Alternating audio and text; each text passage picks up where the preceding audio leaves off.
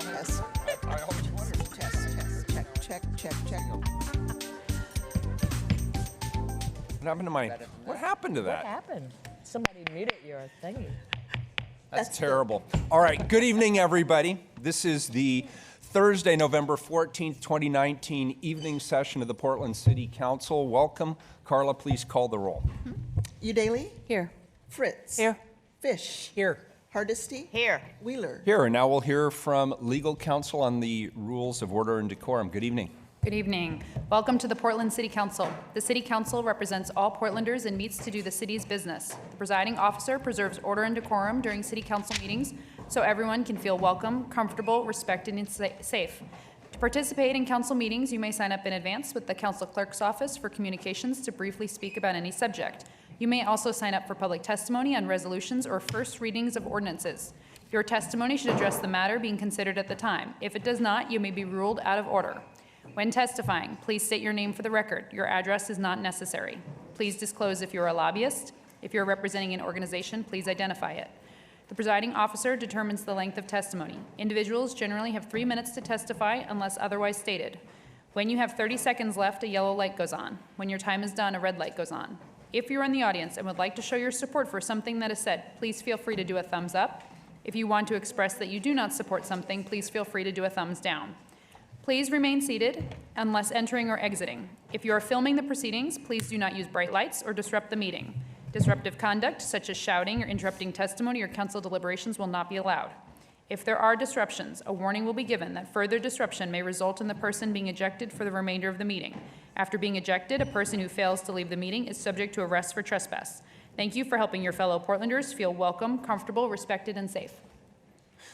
Thank you very much. Well, good evening, everybody. I'd like to thank all of you who are joining us here tonight. I particularly want to thank Enhancement, Inc. for being kind enough to host us this evening.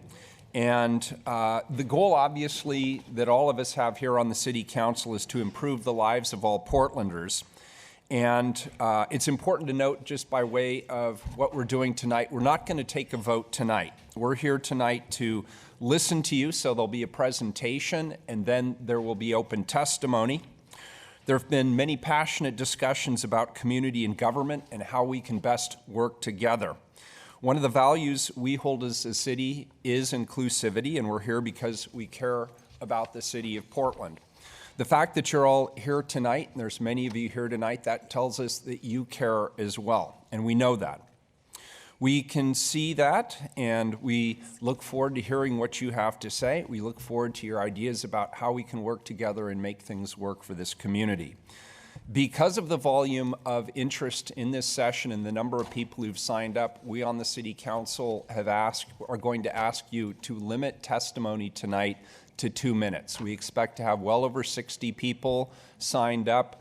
SEI has agreed to accommodate us in this room till 8 p.m., and we would like to wrap up by that time.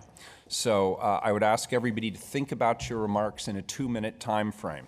With those brief introductory remarks, I'll turn it over to Commissioner Udaley. Good evening. Good evening. Thank you, Mayor. Good evening, everyone. Thank you for coming out tonight.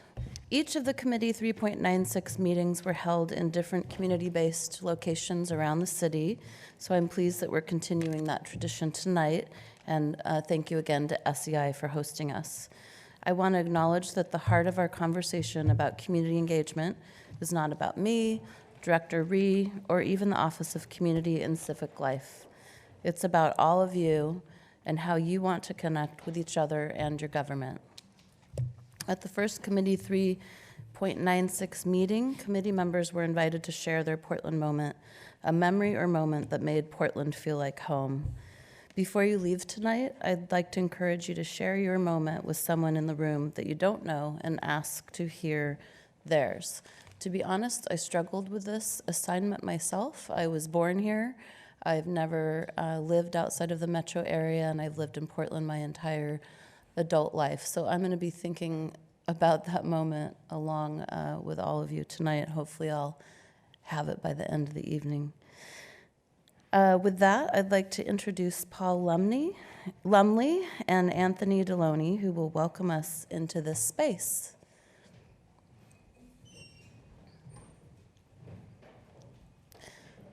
Welcome. Please state your name for the record and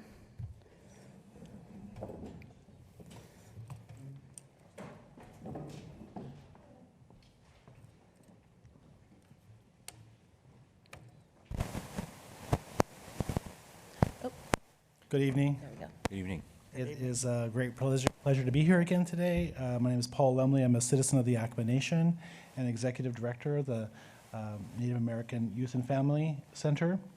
And I'm here today to address the City of Portland, which is a governmental setting, and a great honor to be here tonight. So thank you very much. Paul, before you go forward, can people hear him in the very back? Oh. Okay, it's a little, okay, good, thank you. Do you want me to use my inside voice? There you go. It's a great pleasure to be here tonight, working with you again as the City of Portland in a governmental setting, and a great honor to be here. I also want to thank SEI for hosting the event tonight. They've been great partners for the Native American Youth and Family Center as well. I want to begin my remarks by acknowledging the origins of democracy in these lands, which is also a difficult history. These events began with the doctrine of discovery and led us to a form of colonialism that continues to impact Indigenous communities to this day. It is safe to say that we have never felt like it's been a fair and equitable process for Indian country.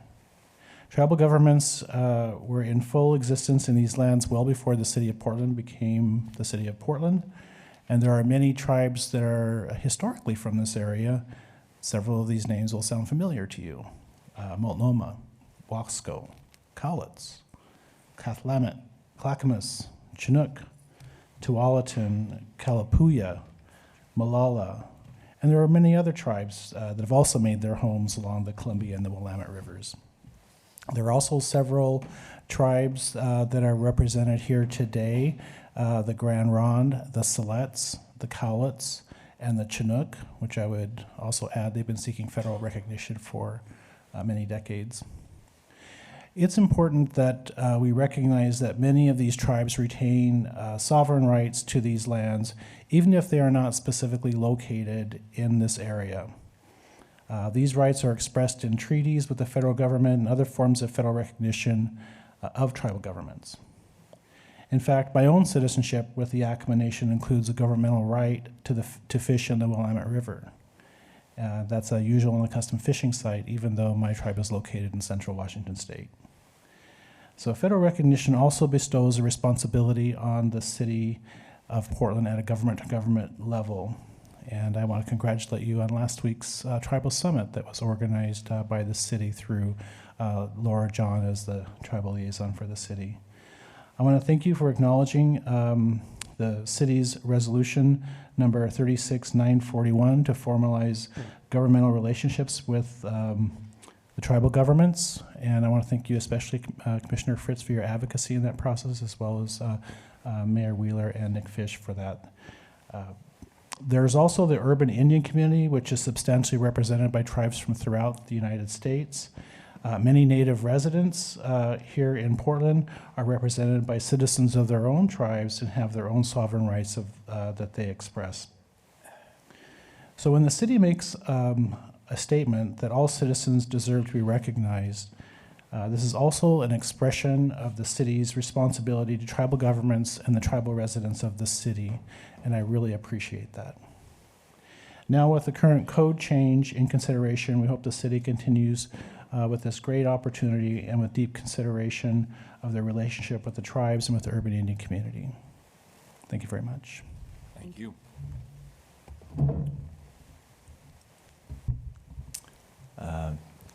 Mayor and commissioners, thank you for coming to our house at the Center for Self-Enhancement. I am Anthony Deloney. I am the Director of Strategic Initiatives, and I have been a full-time employee here 23 years and a kid in the program another 5-6 years before that. So I have to tell you guys first and foremost, I've been downtown 100 million times.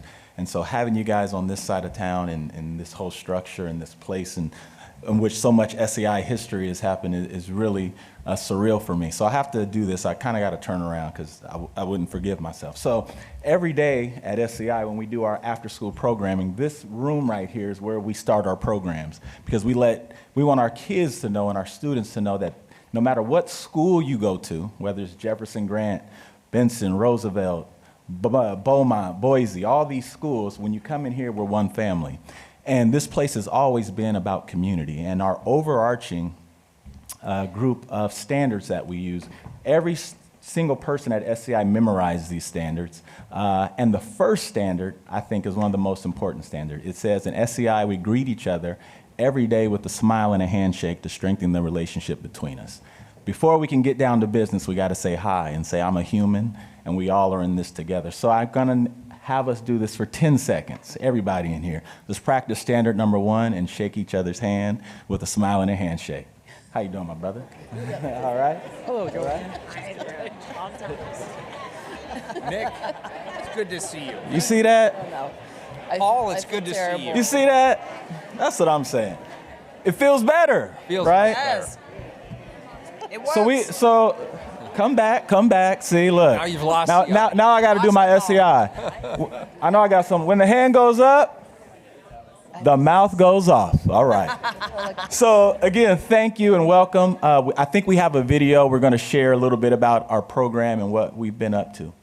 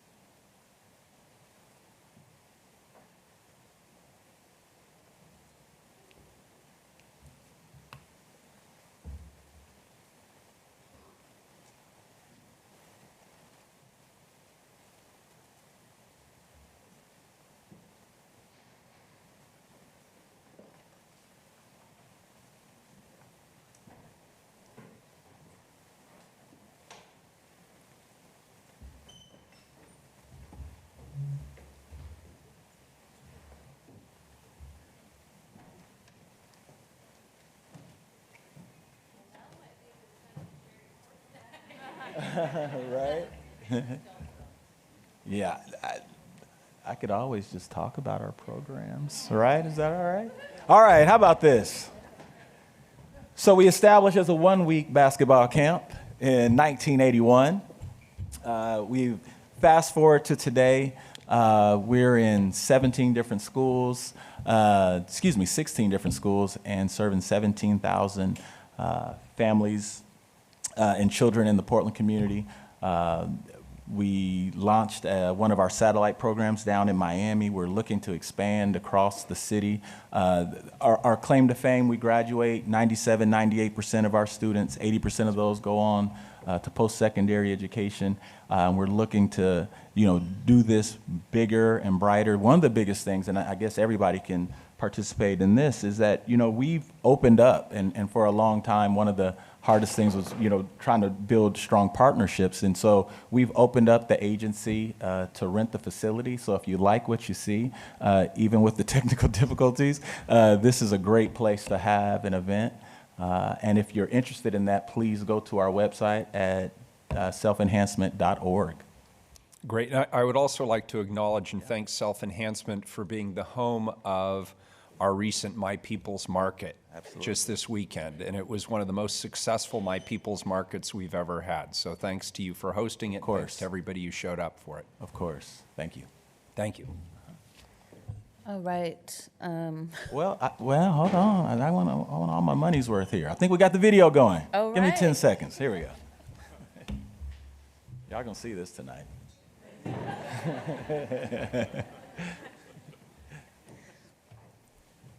We need some teenagers in here. I know it, right?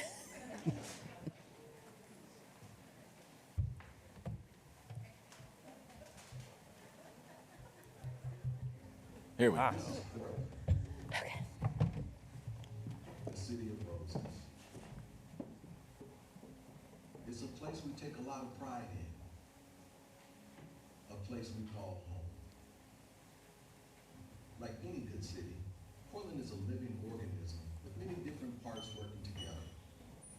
And like any organism, the health of the whole depends on all the parts working together well. Since its first day, the vision of Self-Enhancement, Inc.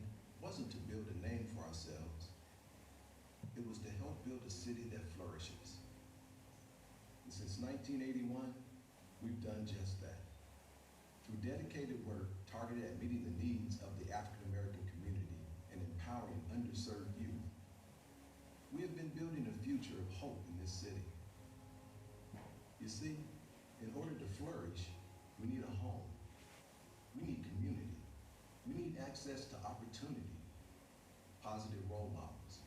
We need each other. And when the communities within a city flourish, they contribute to a healthier whole. This is what Self-Enhancement, Inc. is all about. So where are we in this story? In our time, Portland is growing rapidly. Every day, more people find their way to our neighborhoods, and inevitably, things are changing. This means the city our kids grow up in will be different from the one we know today. This is where we come in. If Portland is changing, this means the future of our city is being written now, and you and I can play a role in shaping where it ends up. As a city expands, one of the most common negative results to a positive expansion and development is loss of place for minority people. In the coming years, communities like Self-Enhancement, Inc. will become increasingly imperative to the African American community and the health of Portland as a whole. We are creating a home. We are building a community. We are raising a generation of positive contributing members to a future of flourishing for this city. By providing hope for those on the fringes, we are creating hope for the city as a whole. In order to have a thriving African American community, we need places like Self-Enhancement, Inc. But we can't do this on our own. We need leaders. We need sponsors. We need a spirit of generosity to flow from every corner of the city to come alongside the efforts of our community. Just as we are committed to the flourishing of our city, We need our city's commitment to our flourishing as well. This is Portland. It's our home, all of us, and its future depends on you.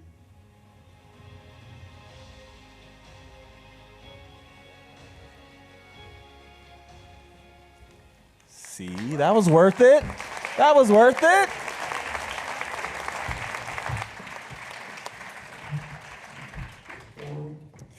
Thank you, Paul and Anthony. Before we begin the presentation, I want to provide an overview of the evening for everyone. We're going to hear from 3 panels, with all the speakers keeping their remarks to 3 minutes, except for Director Ree, who will have 5 minutes. These are the invited speakers tonight. Over the last year, I've been encouraged to hear my colleagues, community groups, and neighborhood associations all affirm that our civic engagement structures need to be more equitable and inclusive. The challenging question ahead of us is figuring out how we get there together. This moment has been a long time coming, and I'm not talking about the last 18 months that we've been actively engaged in this work. Conversations about the need for equity and diversity in our civic engagement system have been going on for nearly 30 years. This is the 3rd attempt to meaningfully update the code to reflect those concerns. No matter how difficult, I'm determined to see this through. And when all is said and done, we will have a bigger, better, more equitable, and inclusive system.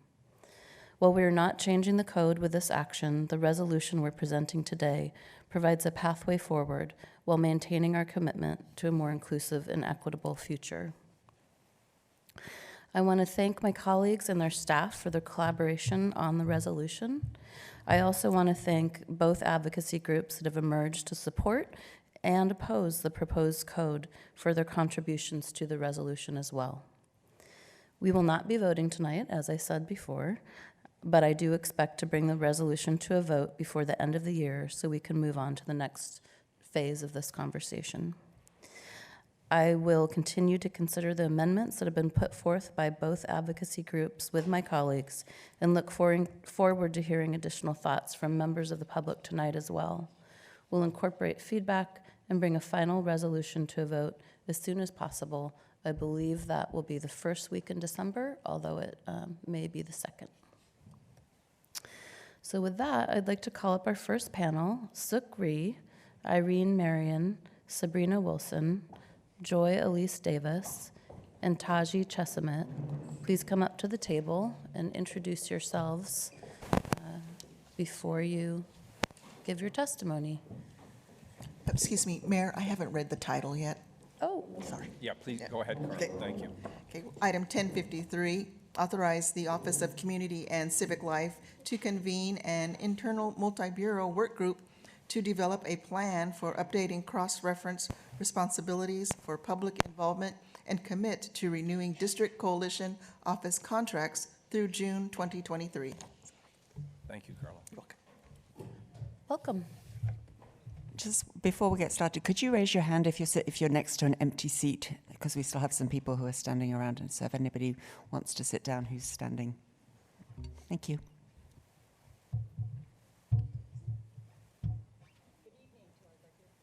Is this on? Good evening to our elected officials, beloved community, and thank you to our SEI hosts. My name is Sukri, and I serve as Director for the Office of Community and Civic Life. I will talk quickly because of the 5-minute limitation. So on Monday, we honored our veterans, many of whom have fought for their right to serve and lead. Whenever our government has said no to those who wish to serve, but did not come in the right form, not the right color, not the right sexual orientation, gender, or gender expression, many courageously challenged their government for their right to do so. This required tough conversations, changing structures, and changing our minds. And doing so has made us stronger as a country and as a democracy. It is because we say, yes, we can, that we honor so many more types of veterans today than ever before. That theme of service continues tonight. In the invited and public testimony, you will hear people speaking to their right to participate, serve, and lead. It will be evident that we have different starting points, different relationships, and different histories with government, and differing power and privilege in part due to government roles. The current Chapter 3.96 adopted in 2005 was proposed by a 13-member volunteer committee. It consisted of 11 neighborhood association and district coalition reps, 1 business association rep, and one person representing, quote, communities beyond neighborhood borders. They engaged 600 people over 4 years, and we thank them all for their service. In 2018, a 25-member volunteer committee was convened to update the code. 5 members were from neighborhood associations and district coalitions, 1 from business districts, and 19 from youth, disability, faith-based, community, and other business perspectives. And the engagement process over 12 months reached thousands of Portlanders. We also thank each of them for their service. Tonight, as directed by Council Resolution 37373, we deliver a report on the committee's work. Resolution 37373 directed the committee to recommend the changes that reflect a unified set of culturally responsive practices for engaging a diverse range of community partners, updated description of the Bureau's responsibilities, and a set of voluntary guidelines that represent best practices for civic engagement. The resolution asks similar questions that we've been asking as a city since at least 1994. In 1994, in response to waning participation, calls for more inclusion, and questions about representative engagement, a task force was initiated with the charge to examine the neighborhood association structure, consider opportunities for greater diversity beyond the ONA structure, and look for opportunities to improve civic participation. There was another iteration in 2005 through Bureau Innovation Project number 8 to redefine the office to revitalize citizen participation. It called for a comprehensive reassessment in order to fully harness the level of Portland citizen activists, and again acknowledged that participation in neighborhood associations had declined dramatically. Then came Vision PDX and Community Connect with similar assessments, and in 2016, the audit that also stated that the roles and responsibilities of the Bureau were based on an outdated city code, standards, and funding model. So we have been examining these questions for a very long time. And we've also learned many important things along the way. The first thing we know is that we all love the city, which continues to grow and diversify. We know that no one set of groups named in code has reflected or can reflect the full diversity of Portland's communities. And we know that all of us are needed, and we all need government partnership. And this time, we heard Portlanders express their commitment loud and clear to equity and inclusion. This decades-long journey has led us to ask important questions about government's role in serving all its members and in delivering outcomes that reflect city-adopted racial, disability, and social equity commitments.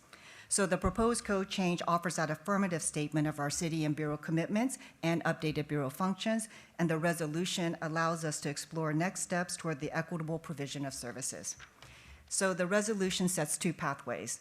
The first is for Civic Life to coordinate and staff a multi-bureau work group to review cross-reference responsibilities for public involvement in Bureau functioning, and for this work group to recommend a scope of work, timeline, and stakeholder engagement plan to Council in November 2020. Since 1974, Chapter 3.96 has profoundly shaped citywide public involvement by naming 3 types of groups for formal recognition. Other bureaus have followed suit in their own sections of code and have codified benefits to these recognized groups in the form of notifications, appeals and waivers, committee appointments, exemptions, and more. So the work starts with an inventory of all these benefits, which has not been done before. Those are some of the cross-references in code. We also need to inventory the established public involvement processes related to these. The stakeholder engagement plan will start with that information. And because the city's codes favor recognized groups in these processes by design, the work group must also recommend ways to engage a more expansive cross-section of Portlanders, and then updates on the work will be presented quarterly. So the second pathway is to bring forth an ordinance to request council authorization for a 3-year extension for the Neighborhood District Coalition grants, which expired June 2020.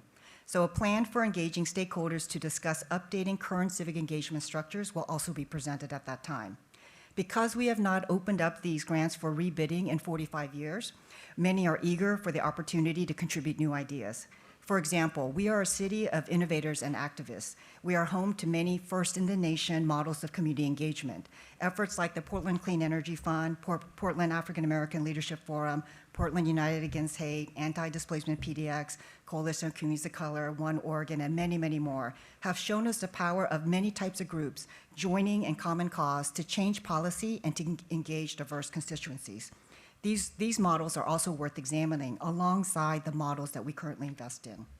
We must also ask the question of when, how, and under what conditions we might return city staff district coalitions to community partners through this process. Civic Life posed this question to council during our presentation on district coalition funding in January of this year. In the 90s, 2 of the 7 district coalitions failed, and this included neighborhood associations threatening to sue each other in North Portland, for example. Turning the offices over to the city was the remedy at that time, but 25 years later, is this still the best way forward? We're going to ask those kinds of questions. We also know that no-bid grant making for nearly half a century is not a good government practice. We invest $3 million annually in district coalitions, and there are lessons from the 2016 audit entitled City Council Grants, No Competition and Limited Oversight that are useful here. As the efforts of those who came before us can attest, this is difficult and meaningful work. Thank you all for continuing this work. And tonight is for listening to the many perspectives on this topic and the opportunities that they have raised for us to say, yes, we can get to a code for all Portlanders. Thank you.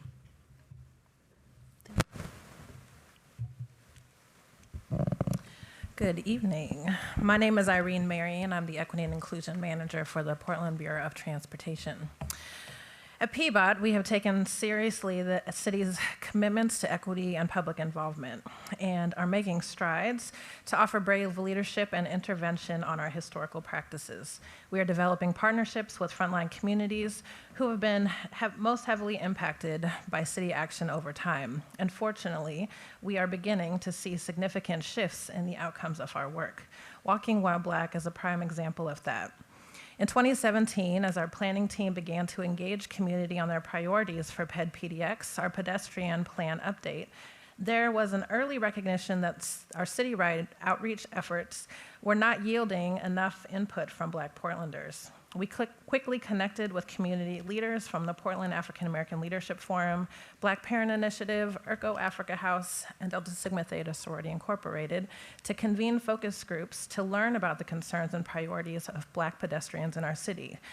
Those focus groups gathered painful testimony about the unique challenges Black Portlanders were feeling in our transportation system, ranging from infrastructure deficiencies and affordability concerns to fear for their physical safety due to toxic political realities that were manifesting in the public right-of-way. Participants also offered ideas and recommendations, most of which were adopted and became central priorities for our new pedestrian plan. The success of Walking While Black led us to host more focus groups, diversified key public advisory bodies, identified new infrastructure priorities, dedicated new resources to community partnerships, and we are also hiring more diversity into our organization than ever before. The lessons we have learned from these efforts has also led to the inclusion of a transportation justice focus across our entire organization. Our Walking While Black work has ultimately made us a stronger bureau, a stronger employer, a stronger equity partner. But our equity efforts rely on a variety of tactics and community partners to be successful. If there's a message I want to leave with everyone here tonight, it's that we cannot continue business as usual if our intent is to change outcomes. And we need more partners to join us in this work. We need our agency partners to resource and accelerate their equity initiatives. We need longstanding stakeholders to engage with us in committing to and deploying their own equity strategies. We need to continue to position frontline communities to represent themselves in our policy conversations, and we need to honor their time by showing them that their engagement matters and that it actually informs the decision-making of our city. The Office of Community and Civic Life is one of our committed equity partners and best positioned to lead the next generation of public involvement practices for the city of Portland. I look forward to continuing our partnership with Director Rhee and team to develop and refine our equity-informed public involvement strategies. Together, we have the ability to engage new voices to design a city that will better serve us for future generations. Thank you. Thank you. Hello, my name is Sabrina Wilson, and I work for the Office of Community and Civic Life. Over the past year, I've had the opportunity to work with Portlanders across many communities as the project manager for the Civic Life Code Change work. As a public involvement professional, and in approaching this work, I am most proud of how we ensured that there were multiple platforms for Portlanders to author their own experiences. Before engaging with Portland communities, we must know that each community has its own history and relationship with city government that includes both historical and current traumas.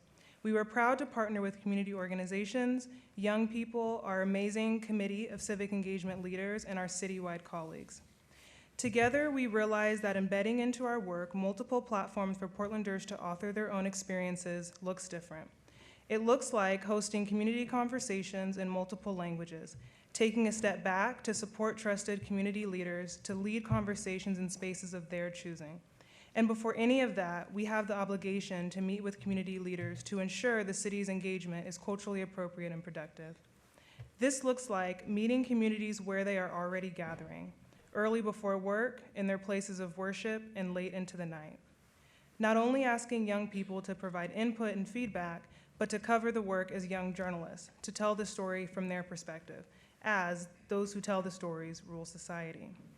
This also includes making yourself available as staff to meet with individuals who drop into City Hall, personally email, call in, or stay late after presentations to ask questions and learn more. To deliver different and more equitable outcomes, we need different processes. Our engagement over the past year, which has been multifaceted, multilingual, multicultural, and intergenerational, reflects this commitment, and I hope the work authorized through the resolution will as well. I want to thank all the communities who took the time to engage with civic life. Thank you. Good evening. My name is Elise Davis. My pronouns are she, her, and hers.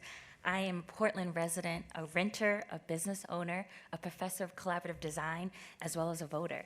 I wear many hats here in Oregon.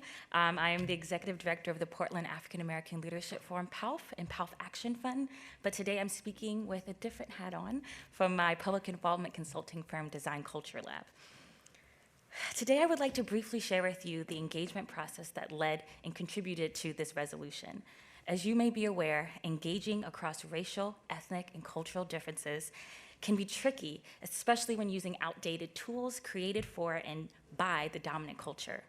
At Design Culture Lab, we develop an intentional engagement activities tailored to fit the unique needs of the engagement needs of civic life. Our approach rejects the myth that there is a one-size-all-fits approach to collaborating across difference. Instead, we create a custom collaborative strategy that allows us to gather feedback from a multitude of voices.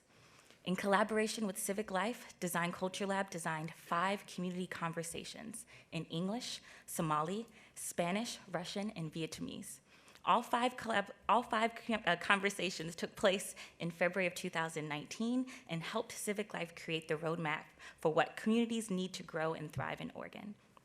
Conversations centered around our city today and ways communities can help shape the work of city government.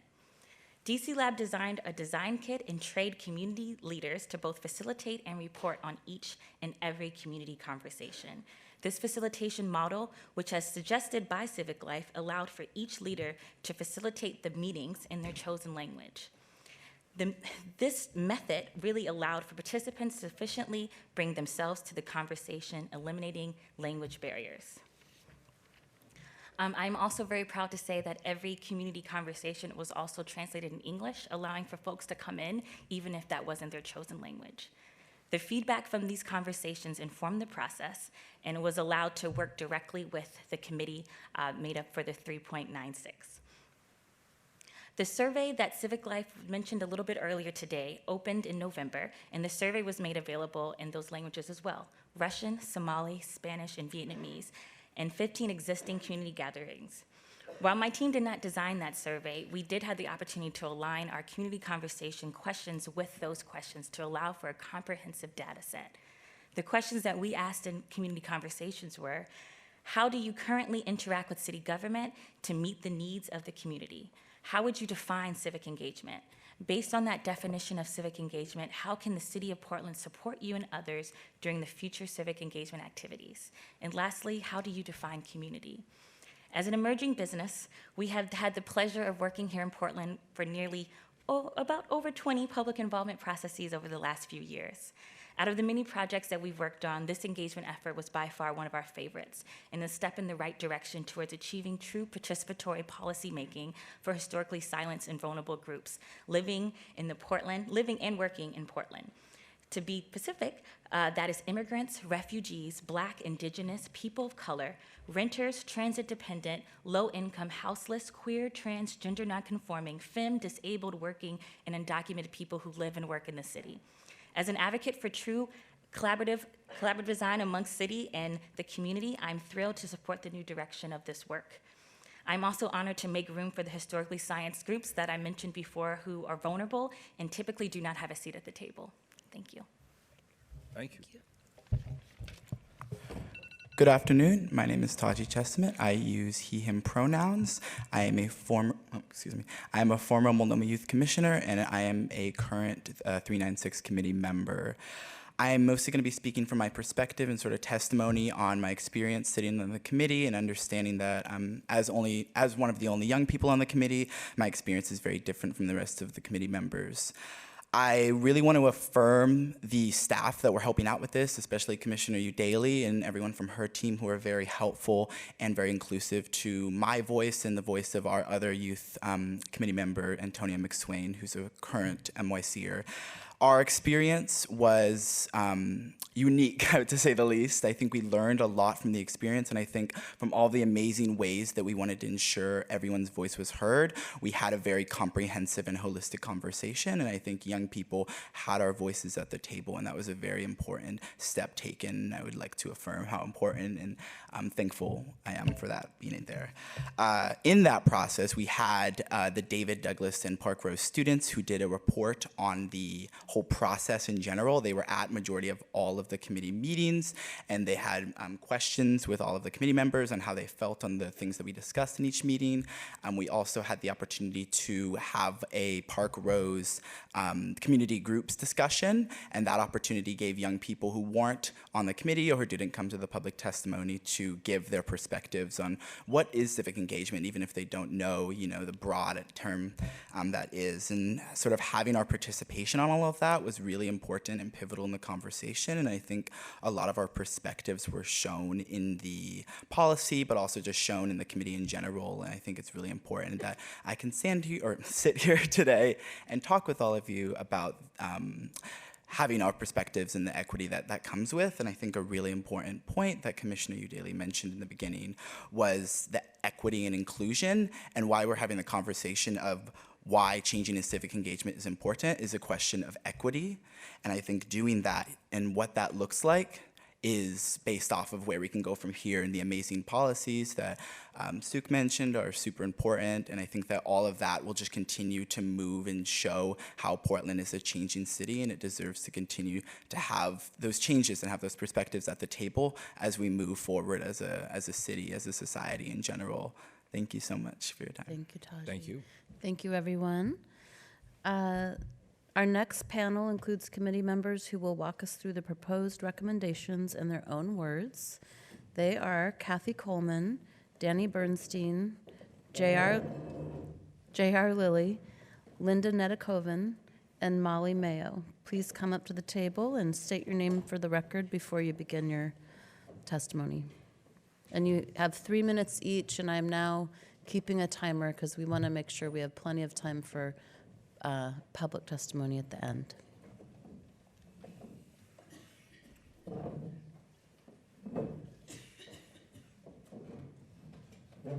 Anyone can start. Okay. Hi, I'm Cathy Coleman, and I'm the Artistic Director of the Disability Art and Culture Project, an arts, culture, and disability justice organization. I served on the Code Chain, as you know, the Code Change Committee. And some of you may remember that I sent you all a letter, an email, about the importance of including disability justice in the proposed code change. An overview of disability justice. Disability justice is a second wave movement for our community. It builds on disability rights movement that started in the 60s and moves us into this century, much like the new code change. As much as it expands the disability rights movement, it also brings forth what was missing. The traditional disability rights movement focused on access, services, independence, and advocacy, and was primarily a white movement. It focused on individual impairments instead of our community as a culture. Disability justice does not dismiss the legislative battles that were won through the movement, nor the access that it gave us, but it's not enough. Disability justice centers intersectionality, interdependence, and moves beyond access to dismantling ableism. The founders of disability justice are Black, Indigenous, people of color, queer, trans, gender nonconforming, and it's cross-disability, meaning all disabled folks are included and we are not segregated by our impairments. The emphasis on mainstream culture places on production, speed, independence, and typical minds and bodies, devalues us as contributing human beings. We are perceived as less and not whole. The cultural shift that disability justice brings to the city code is a change our city needs. The disability community was engaged in this process of creating the code change, and the inclusion of the disability justice means that we were heard. Disability justice is an imperative if we are to be included in the fabric of the city. The voices of the disability community and our intersectional identities cannot be left out of how we envision our city for the future. I hope you will support the proposed code change that includes disability justice and many diverse voices of Portland. Thank you, Cathy. Good evening, Mayor Wheeler and Commissioners. My name is Danny Bernstein. I use they, them pronouns, and I'm also a member of the committee. In my day job, I'm the director of Multnomah County's Office of Community Involvement. I'm not representing the county this evening, but just wanted to give you a sense of my background and the perspective that I bring. So I'm going to talk about the language the committee approved for Section 3.96040, which covers the Bureau's responsibilities for engagement with people and communities. And Section 3.96050, which covers responsibilities for engagement with other bureaus and government partners. And there's a lot of language in these sections, but I want to read aloud the core language that really outlines what civic life would be responsible for should City Council approve this language. So in the first section, it states that civic life's responsibilities would include connect people and communities with their government, learn from and engage a diverse range of community partners, compile and disseminate voluntary guidelines on best practices for engagement, support and connect the infrastructure for community members working with each other and government, develop and implement learning opportunities that focus on culturally empowering civic engagement, collaborate with government partners, and lead by example and advocate for government to collaborate with community. And in terms of the Bureau's responsibilities in the next section, it's to develop programmatic Bureau and citywide capacity to examine assumptions underlying community and civic engagement practices, to redirect public resources to reduce systematic barriers, reduce disparities and deliver equitable outcomes, implement policies and practices that recognize historical exclusions of marginalized and underrepresented communities, to develop collaborative forms of learning, and to continually and collectively adapt. And so to me, there are a couple of really key values and concepts that are integrated throughout these two sections that were really important to the committee. So the first is that the language allows and encourages civic life to be flexible and responsive to community needs. And that's really crucial when the best practices around civic engagement are always evolving, community organizations come and go, and the ways that our communities identify and organize are always changing. And there's a big emphasis that the Bureau should always be striving for equitable outcomes and recognizing and addressing disparities. I think that was of utmost importance to the committee, to position the Bureau to support all community members, regardless of identity or organizational affiliation, to have a voice at City Hall. And as I reflect on the committee's work, what strikes me is that the language in this draft is truly a product of the committee's collective thinking and discussion. I remember the committee meeting when we came up with a lot of these concepts, working in small groups and building off each other's contributions and input we heard from community. And in our final committee meeting, all committee members had a chance to share what they were most proud of in this draft. And what I heard most from my fellow committee members was pride in the city of Portland acknowledging the ways that governments have, both intentionally and unintentionally, excluded people and communities from decision-making processes. And with that acknowledgement, also affirming the city's commitment to continually and actively address barriers to civic participation and to lift up the voices of historically underrepresented communities. So thank you for passing the resolution that directed the committee's work and for your time this evening. Thank you.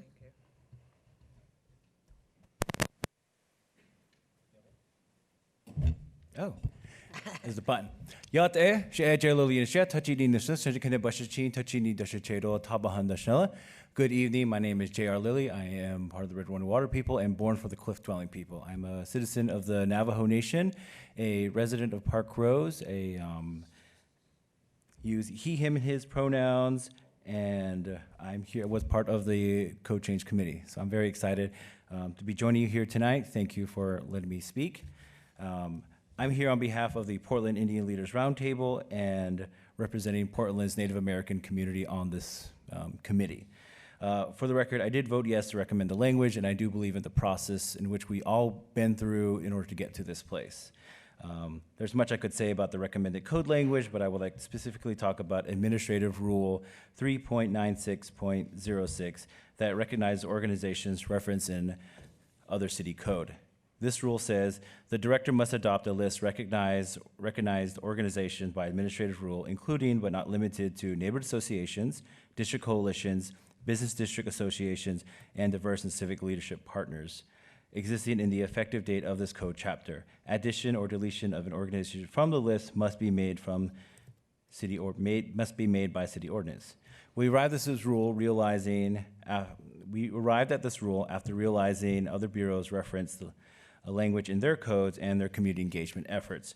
For example, currently, if you want a land use notification from the Bureau of Development Services, you would need to be on a list that's from the Office of Community and Civic Life. We know that there's a need for a placeholder once the language is passed for other bureaus and community engagement efforts to point to. We recognize that there's a need for other bureaus to still refer to their community engagement outreach to this bureau, Community and Civic Life. We hope this rule can keep those effects functioning and after the language is adopted. We also want to acknowledge that even though this list is a solution until other city bureaus update their own community engagement and outreach processes, we want to recognize Civic Life needs to work with those bureaus collaboratively to adjust their language and their community engagement processes. This process was not meant to create an exclusionary list, but we work together as a committee to focus on comprehensive, diverse, equitable, and inclusive approaches to civic engagement work, which we don't believe having a list is not a best practice moving forward, but we recognize when the language change, we need a placeholder until the bureaus update their processes. We want to also recognize that we need to further this work and recognize that this administrative rule is what keeps things in place. And until Civic Life is able to take the next vital steps in addressing the cross-references in our partner bureaus. Thank you very much. Perfect. Thank you. Good evening, Mayor and Commissioners and community members. I use she, her pronouns. My name is Linda Nedakova. As a code change member who helped edit a lot of the vision language in the document, I would venture to say that probably everyone in this room is in support of the vision statement in our report. I also strongly support it, but I disagreed with others on the committee at the end of July when we had to vote as to whether we had completed the task you'd assigned to us, and therefore I voted no on the final recommendation. I felt there were too many unanswered questions in terms of next steps and responsibilities and accountabilities at that point in time. I was concerned that neighborhoods and coalitions had not been adequately informed about the code change process, many of them not learning about it until it was time for the committee's final vote. But I was tremendously impressed with the other outreach work that happened as a result of our process, and want to give a great call out for all that wonderful effort. Although significant outreach has been done by the Civic Life team since that time, it was after those first decisions were made, and I want to make sure that future processes are fully inclusive from the beginning, including defining the problem as well as working on the solutions. The recommendation, so anyway, these concerns are being addressed by the resolution before you, but there's one thing I would like to highlight. I think we need a better shared understanding of the problems we're trying to solve. The diversity and wealth of experience of our code committee members was outstanding. However, because we came from different backgrounds and sometimes different experiences with our city government, we had different understandings of the problems at hand and the specifics. And there was no attempt to share or summarize key findings from relevant earlier reports. Obviously, we had the comp plan, but there's Community Connect, there's the People's Plan, there's reports from the auditor, from the Coalition of Communities of Color, from Black Oregon. There are a number of other resources that would be really helpful for any community coming together to try to start these conversations.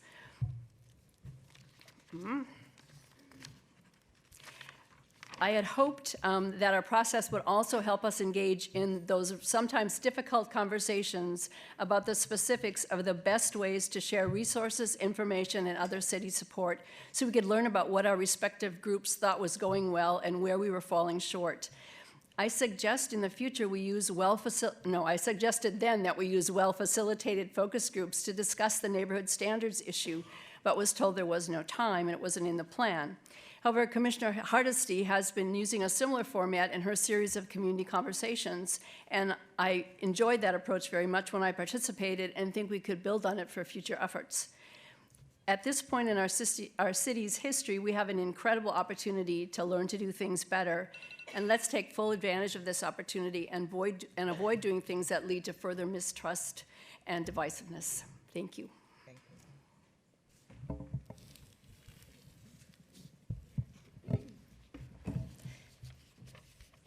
Hi, I'm Molly Mayo. I use she and her pronouns. I'm formerly the Southeast Uplift Neighborhood Coalition Executive Director, but I'm here tonight representing myself. I served on the Code Change Committee, and I'm probably about as informed as anyone on the City Code 3.96, the code change process, and the neighborhood association system. I support the code change and today's resolution. Because the current code is severely out of date, and because the code change language revision process followed the directives of the July 2018 City Council resolution, many of us on the committee were unaware that the year-long process would erupt in divisive public comment at the June 2019 committee meeting, controversy that stemmed from misinformation that we were voting that night to end neighborhood associations. This rumor was untrue. Ending neighborhood associations was not and is not part of the plan. It's been so disappointing and frustrating that this inflammatory false narrative and misinformation continue to run rampant. I've learned that Portland has had similar uproars before, that the neighborhood association was going to be dismantled, actually quite a few times. The 1998 Task Force on Neighborhood Involvement developed recommendations to increase the participation of marginalized and underrepresented groups. Sound familiar? And part of those recommendations was changing the bureau name from ONA, Office of Neighborhood Associations, to ONI, Office of Neighborhood Involvement. Apparently, there was such an uproar at that time that other recommendations from that task force were abandoned. Jump ahead 10 years to the 2008 Community Connect report that also identified the lack of diversity in the neighborhood association system and the need to include marginalized and underrepresented groups. There was intense skepticism there from some neighborhood associations related to the process and the tandem expansion of bureau and coalition services at that time to groups other than neighborhood associations. So this reaction of fear is not isolated to this new attempt at revamping structures that simply have not served all Portlanders. The need for system reform has been apparent for decades.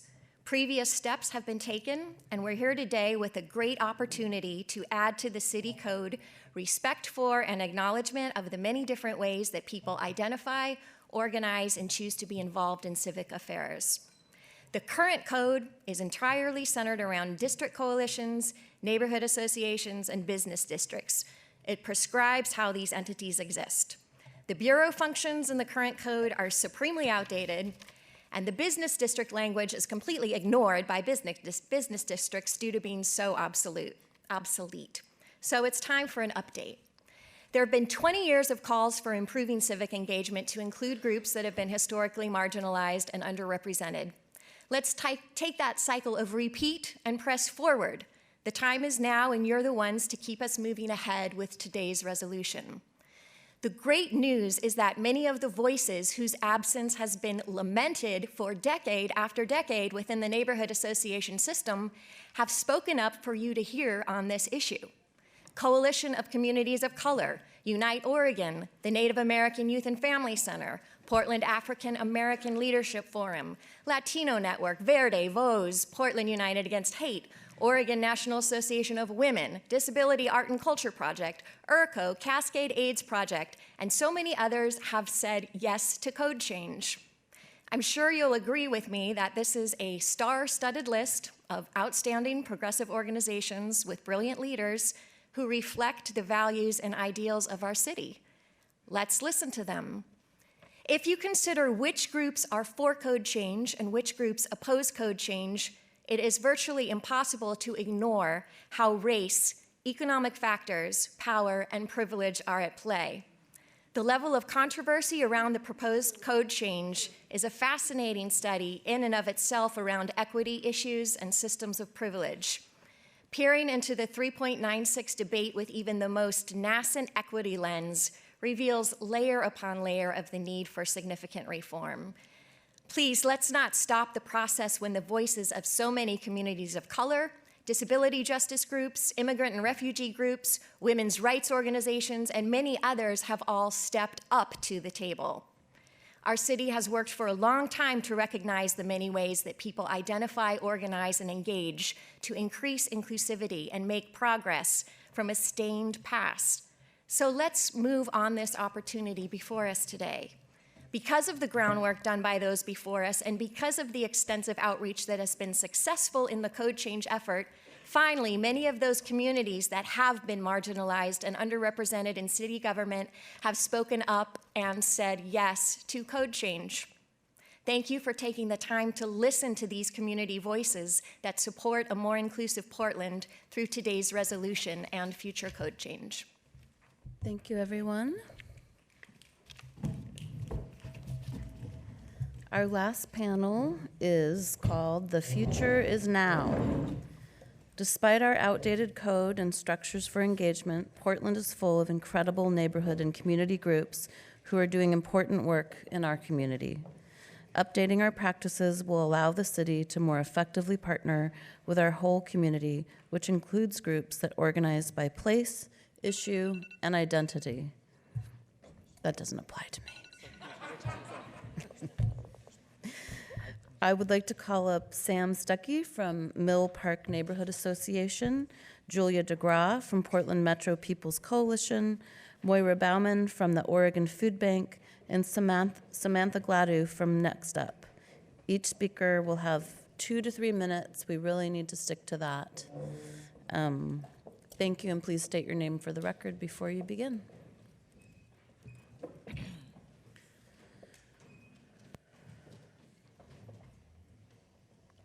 Somebody start.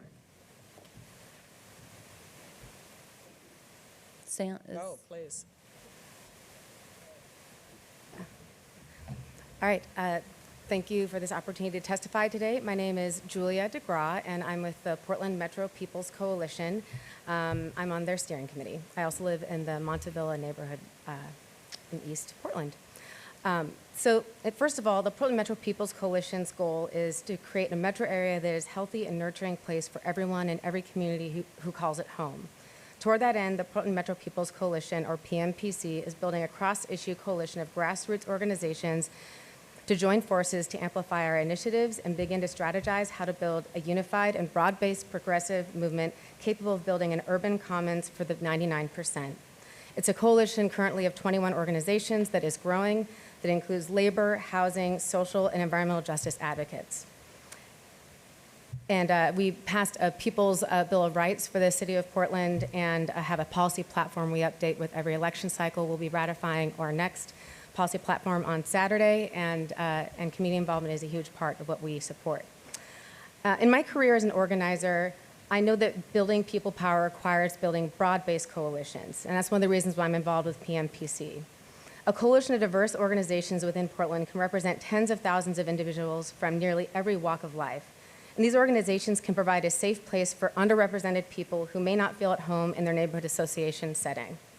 Particularly true for Indigenous, Black, POC, and immigrant or refugee community members, especially those who may not speak English as a first language or English at all. When you directly engage these groups in decision-making, you will inevitably end up with better informed policies that will better serve Portland's communities. If you look at the groups that support the code change, which I'm not going to list off because lots of folks have done that already, you'll recognize you're in really good company. I have been informed recently of Coalition of Communities of Color recommendation for amendments to the resolution specifically, and we do support those recommendations. I want to make sure I fit that into my 3 minutes. I think it is worth noting that there are 300 public figures who are endorsing this, the code change, and along with 15 elected officials.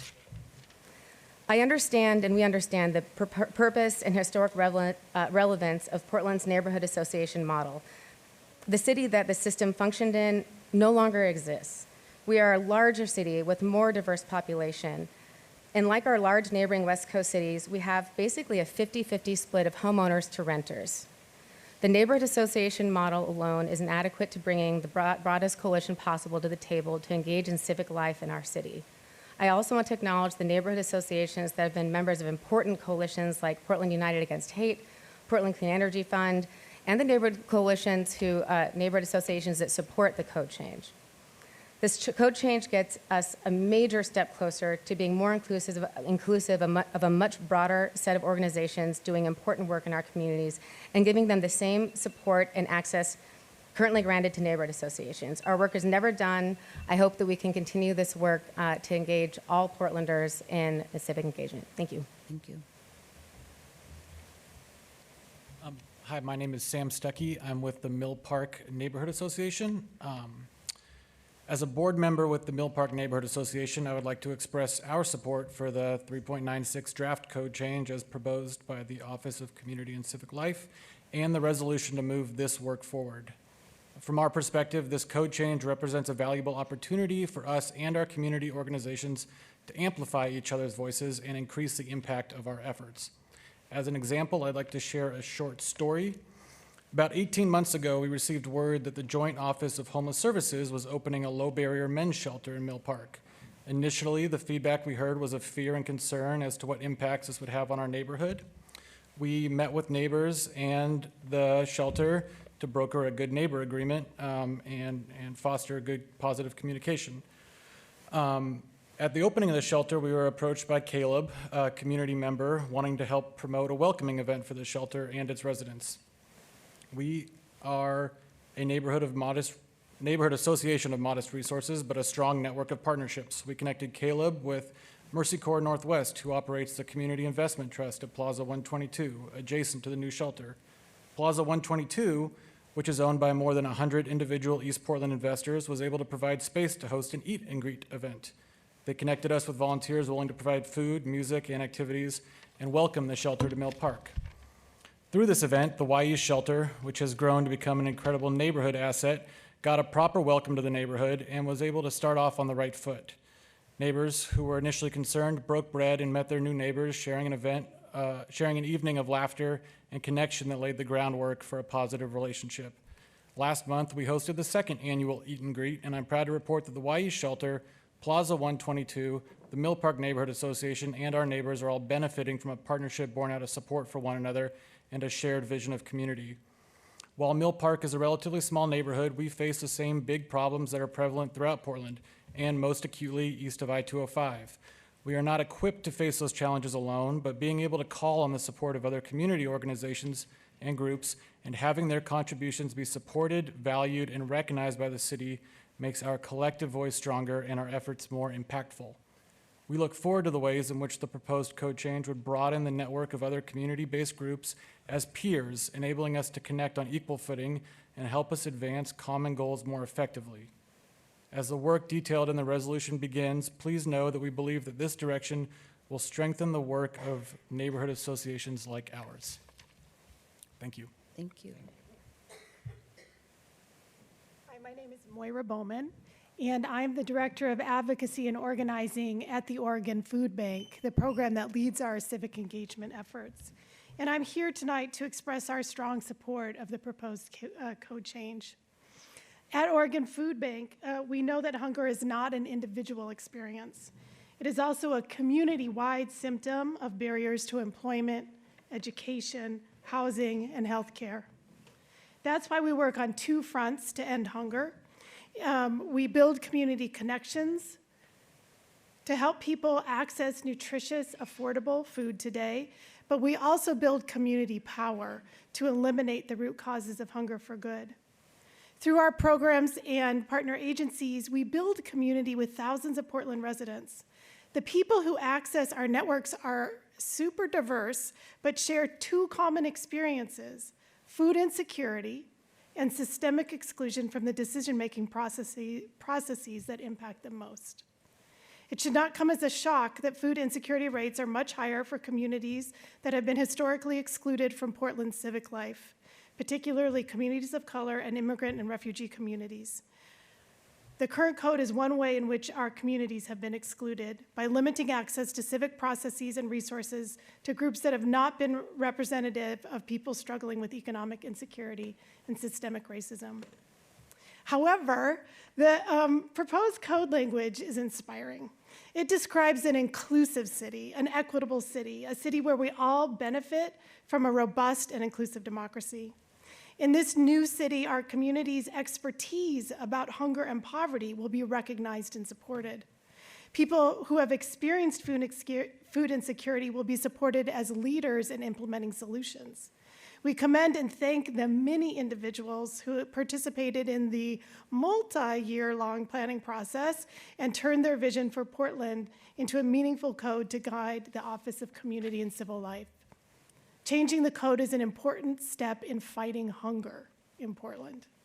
We look forward to working with the Office of Community and Civic Life to bring the code to life and doing our part in building strong, resilient communities. We each of you to vote for inclusion. Thank you so much. Thank you. May I? Commissioner Hardesty. Hi, Maura. Pleasure to see you here. Your statement, changing the code will help address hunger in Oregon. How? Absolutely. Thank you so much for the question, Commissioner Hardesty. As I said at the beginning, we understand that hunger is not created because of anyone's individual behaviors. It is rather the systems and structures that cause disproportionate access to resources, whether that be housing, whether that be wages, whether that be healthcare, and that those combine to create the conditions in which people are hungry. We also know that the solutions to those inequities are based in changing policies. And we change policies by engaging communities. And our communities, and when I say our, I mean the communities who access food through the Emergency Food Network. These are folks for whom the types of organizing that works for them is much more ad hoc, is much more flexible and agile to the needs of low-income folks, single moms, immigrant and refugee communities that are not organized necessarily in the traditional ways. That's So, Maura, I get that, but I'm not understanding how merely changing the code provides access, food for people who are food insecure. But that's the point, is we cannot solve hunger through food. Food is one important pillar in the fight to end hunger. Community partnership, community power, and changing policies that create the conditions of hunger is ultimately way more effective. There is no way for a charitable food network to feed hunger. Right. And so I'm picking on Maura because she's a longtime friend, and people used to think we were sisters, and that's why I am asking her these questions. And so, Maura, let me ask it another way. Okay. How is the current code preventing people who are hungry from accessing the food that they need? What I want to speak to is the way that the proposed code invites participation from folks who have not traditionally seen themselves welcome at the tables of particularly neighborhood associations, business districts, places where folks who are operating and organizing, again, in a less traditional way, come together and find voice. So for instance, as the census comes upon us next year, our communities are not going to be counted, again, our being folks who access food assistance, are not going to be counted through traditional ways of bringing folks together. They're going to be counted through finding ways for folks who are food insecure to work side by side with person to person. Which is why we invested dollars in making sure that every person was counted, right? So I think I've asked enough questions, but I was just trying, I thought if there was if you could tell me specifically how hungry people, something would change with people who are food insecure based on this code change. The code change by itself does not lead to new public policy. It doesn't lead to better public policy. When the voices of food insecure people are at the table, I do believe that it will lead to different policies. So when I did that with people who are houseless and developing the Portland Street response, there was no policy change that needed to happen for me as a commissioner to go out and talk to people who are houseless. And so there's nothing preventing us from having conversations with people who are food insecure today. There's nothing preventing us from creating tables where they would be welcome. And so I just wanted to just put that on the record. Thank you. Mayor. I'm gonna go to the restaurant. Mayor. I'm sorry, Commissioner Udaley. I'd like to briefly speak to that. Thank you, Maura. I really appreciate your testimony, and it is a kind of it's a new perspective on code change that I don't think that we've heard before.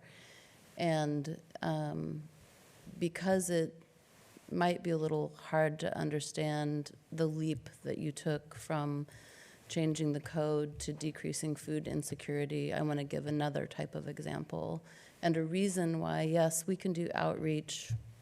But the fact is, when the city, through our various bureaus, does civic engagement, we go to neighborhood associations. That is what is prescribed by the code, and that is often what I hear from my colleagues when issues come to council. Did you talk to the neighborhood association? And if the neighborhood association isn't inclusive and representative of the whole community, then we are hearing a very narrow response of what the need is. For instance, if PBOT went to a neighborhood association and said, we have X number of dollars to spend in your neighborhood on improving your infrastructure, what do you need? If we don't have someone in a wheelchair, for instance, at that neighborhood association meeting, which we frequently don't, we may not ever hear from that neighborhood, our most urgent need is curb cuts, because simply being able to navigate the sidewalk is the most important thing that we can accomplish with those dollars. People who don't experience mobility challenges, don't have lived experience, don't have a family member, are very likely to be blissfully unaware of what a huge impediment just the lack of a curb cut is to their friends and neighbors with disabilities. So I absolutely agree with your point, and it makes me even more excited about what we can accomplish together. So let's move on to Samantha. You've got 3 minutes. I'm setting the timer. Thanks, y'all.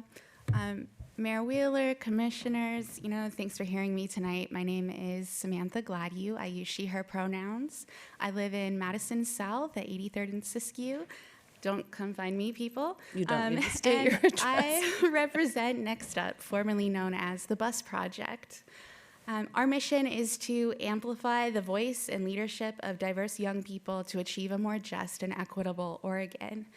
As an organization that builds political power and strong, effective leadership pipelines for young people, our work and our communities are greatly impacted by the reality that the city doesn't have an inclusive methodology for engaging us. We are part of Change the Code PDX because we see this process as a visionary undertaking and potentially transformative for the future of civic engagement in our city. We applaud the historic success of the year-long process run by a committee composed of 24 diverse community organizations and individuals who voted to recommend the code change to the city by a 17-2 vote. That's a big majority. And when we heard the news, our excitement was ignited because we saw it as a turning point to bring more people to the table and to engage in new types of organizing. We have talked about this in our office, at board and committee meetings, and in some of your council offices. We have tweeted, told our friends, and gathered petition signatures in support of this effort. And we have been dismayed by the narratives about change and the lack of willingness to inspect how we as individuals and as a collective position power and privilege. We still have hope, though. And we believe that with your leadership, we will be able to take this problem solving to the next level. By passing this resolution, I said revolution, wow. It's just a resolution, all right? We're opening the process to more of the smart staff at the city and continuing a very important dialogue. This resolution will provide more avenues for inclusion and opportunities to share in city resources. Your yes vote will get us closer to equitable access for civic engagement in which Portlanders feel welcome and closer to decision-making that is reflective of the 650,000 plus people who live here. In the work of Next Up, we do civic engagement all day, every day. We connect young people with their power and with their first taste of democracy. We bring people to the Capitol, City Hall, Multnomah County boardrooms for the first time. We do massive peer-to-peer voter registration and get out the vote efforts and navigate complex bureaucracies to get ballot in the hands of every single voter. More just getting to the end here, because I heard that little timer. Next Up asks City Council to pass the resolution as amended by the Coalition of Communities of Color. They offered a really great amendment, which we think is a valuable step for ensuring that all Portlanders, and more specifically Black, Indigenous, and people of color, have the space and resources needed to meaningfully engage with the city. We need your leadership on this, and we really can't wait another 30 years. We can't wait to kick it down the road to whomever's in your seats in 2021. Thanks. Thank you. Colleagues, first of all, thanks to everyone who came and gave invited testimony tonight. Colleagues, if you have questions, I can call up Bureau staff. My preference would be to begin taking public testimony, if that's okay. So there are 65 people signed up. We are limiting testimony to 2 minutes to get through as many people as possible by 8 o'clock. And the decision between the mayor and I is just to continue testimony for anyone who didn't get called tonight when we bring the item back in early December. And I'm sorry that some people may get cut off, but we can't stay here all night. All right, here's how it'll work. Carla has the list, and if there's people who still want to sign up, please go ahead and sign up down here with Carla, our very, very outstanding board clerk. 2 minutes each, name for the record, and we've agreed as a council we are going to limit people to 2 minutes each. So please stop when the 2-minute buzzer goes off. Thank you. First three, Carla. Okay, do you want to go and do 5? Because there's 5 Oh, 5, chairs perfect, in even okay. better. Great. Yeah, I'll call the first 5 and then the next 5 who will follow. And if you're upstairs, if you would come down to this door over here and line up, this Dorothy will help you right over here. So the first 5, please come on up, are Terry Parker, Ginger Rogers, Alan Field, Chuck Duffy, and Joy Rosa. And they will be followed by Adriana Locke, Jack Kerfoot, Bridget Bayer, and Amy Wilson, and Leslie Hammond. Thanks, Terry.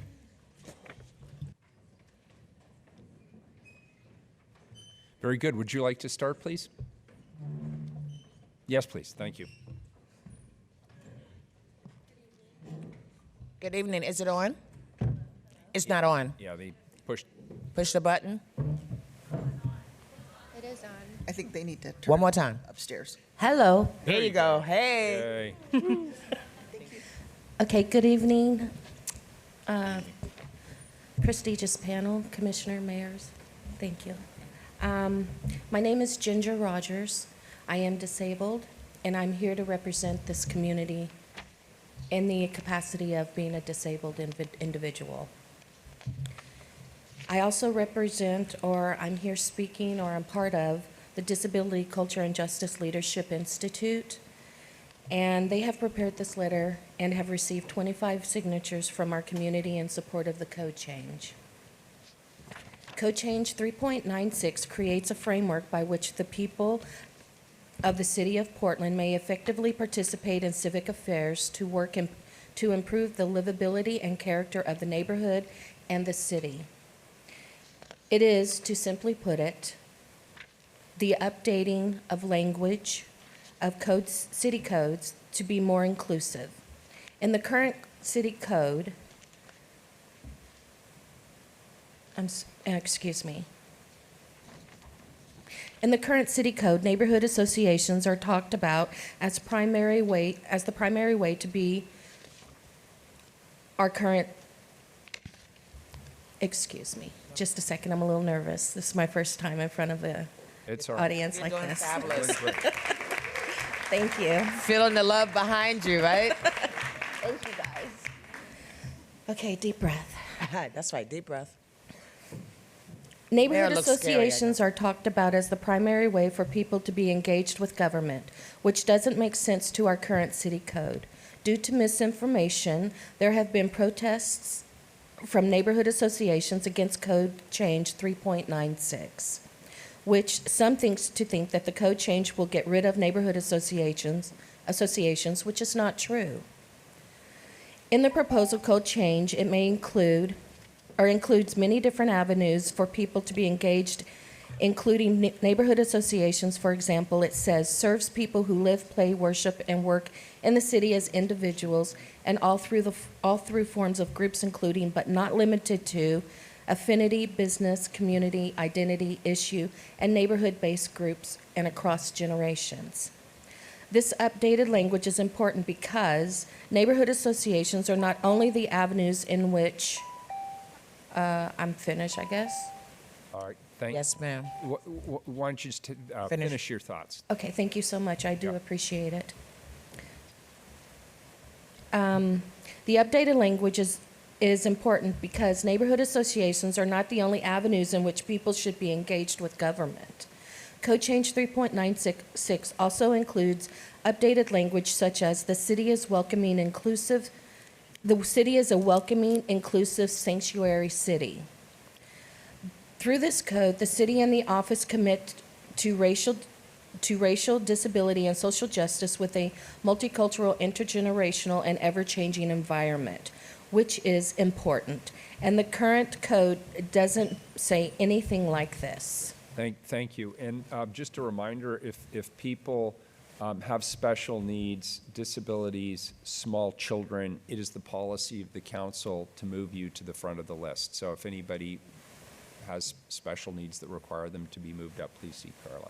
Thank you for your testimony. You did great. That was great. Yeah. Good evening. Mayor Wheeler, commissioners, good evening. I'm Alan Field. I'm on the Richmond Neighborhood Association, but I'm not representing them. The draft resolution is a good start, a better process and time frame for updating the code. I have some suggestions how to approve it to avoid past problems. First, the multi-bureau work group needs to be public and transparent.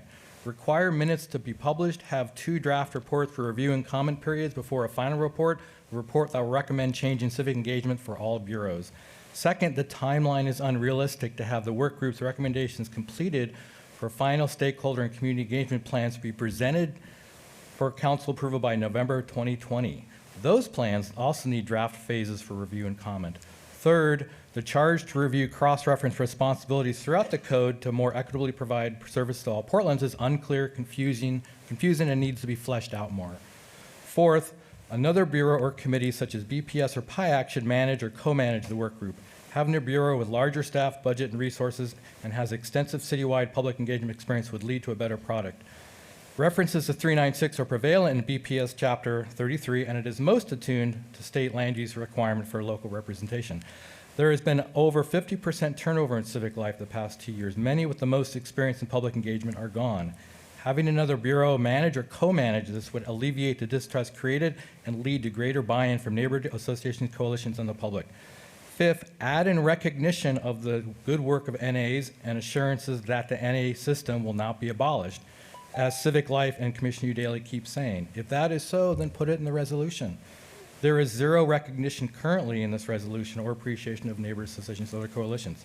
Six, amend the contracts 5 years. We won't know until June 2023 the recommendations for changing the coalition model. You can't have the contracts expire at the same time. There needs to be 18 months or 12 months to work on those changes to renegotiate the contracts. Thank you. Thank you. Good evening. Good evening. My name's Terry Parker. I'm a fourth-generation Portlander. The divisive and vilifying civic life code change process failed to be both upfront, transparent, and be inclusive of Portland's world-renowned geographical and grassroots neighborhood association system of public engagement. The vague language to convene an internal multi-work group needs to be revised and include the following. The mayor, through BPS, which has leadership and experience working across bureaus, needs to take charge of oversight, possibly even hiring an outside non-biased facilitator. All meetings must be open and accessible to the public, require minutes be taken, and strictly follow the current civic code to notify neighborhood associations. The work group needs to be inclusive of at least one geographical neighborhood representative from each of Portland's neighborhood coalitions, chosen by the individual neighborhood coalitions. Civic Life can select a reasonable number of large members to represent communities of identity. The first responsibility of the work group must be to develop a mission and draft policy statement specifically focusing on the 2008 Community Connect report and the 2016 Auditor's report that recommends Portland's civic engagement framework of neighborhood associations needs to be strengthened and expanded. This includes recommendations to update the code and standards to give formal recognition to other community groups. The policy also must incorporate inclusive standards that require proportional representative for all stakeholders on all standing and future citizen committees and commissions. For PBOT, that includes equitably facilitating taxpayer motorists with seats at the table that are not there now. Standards for all recognized organizations must include non-discriminatory practices, accessible open meetings, and maintaining transparent minutes. The resolution needs to provide full funding for neighborhood coalitions with a 5-year contract indexed for inflation. In closing, what's at stake here is the livability and quality of life in Portland's residential neighborhoods. Civic engagement must not come from just from special interests, take place in closed-door back rooms, or become a hand-picked administrative task under the control of a czar-like bureau director. Transparency is paramount. Thank you. The inclusive leadership direction belongs with the entire city council. Thank you. Thank you. Good evening. Yeah.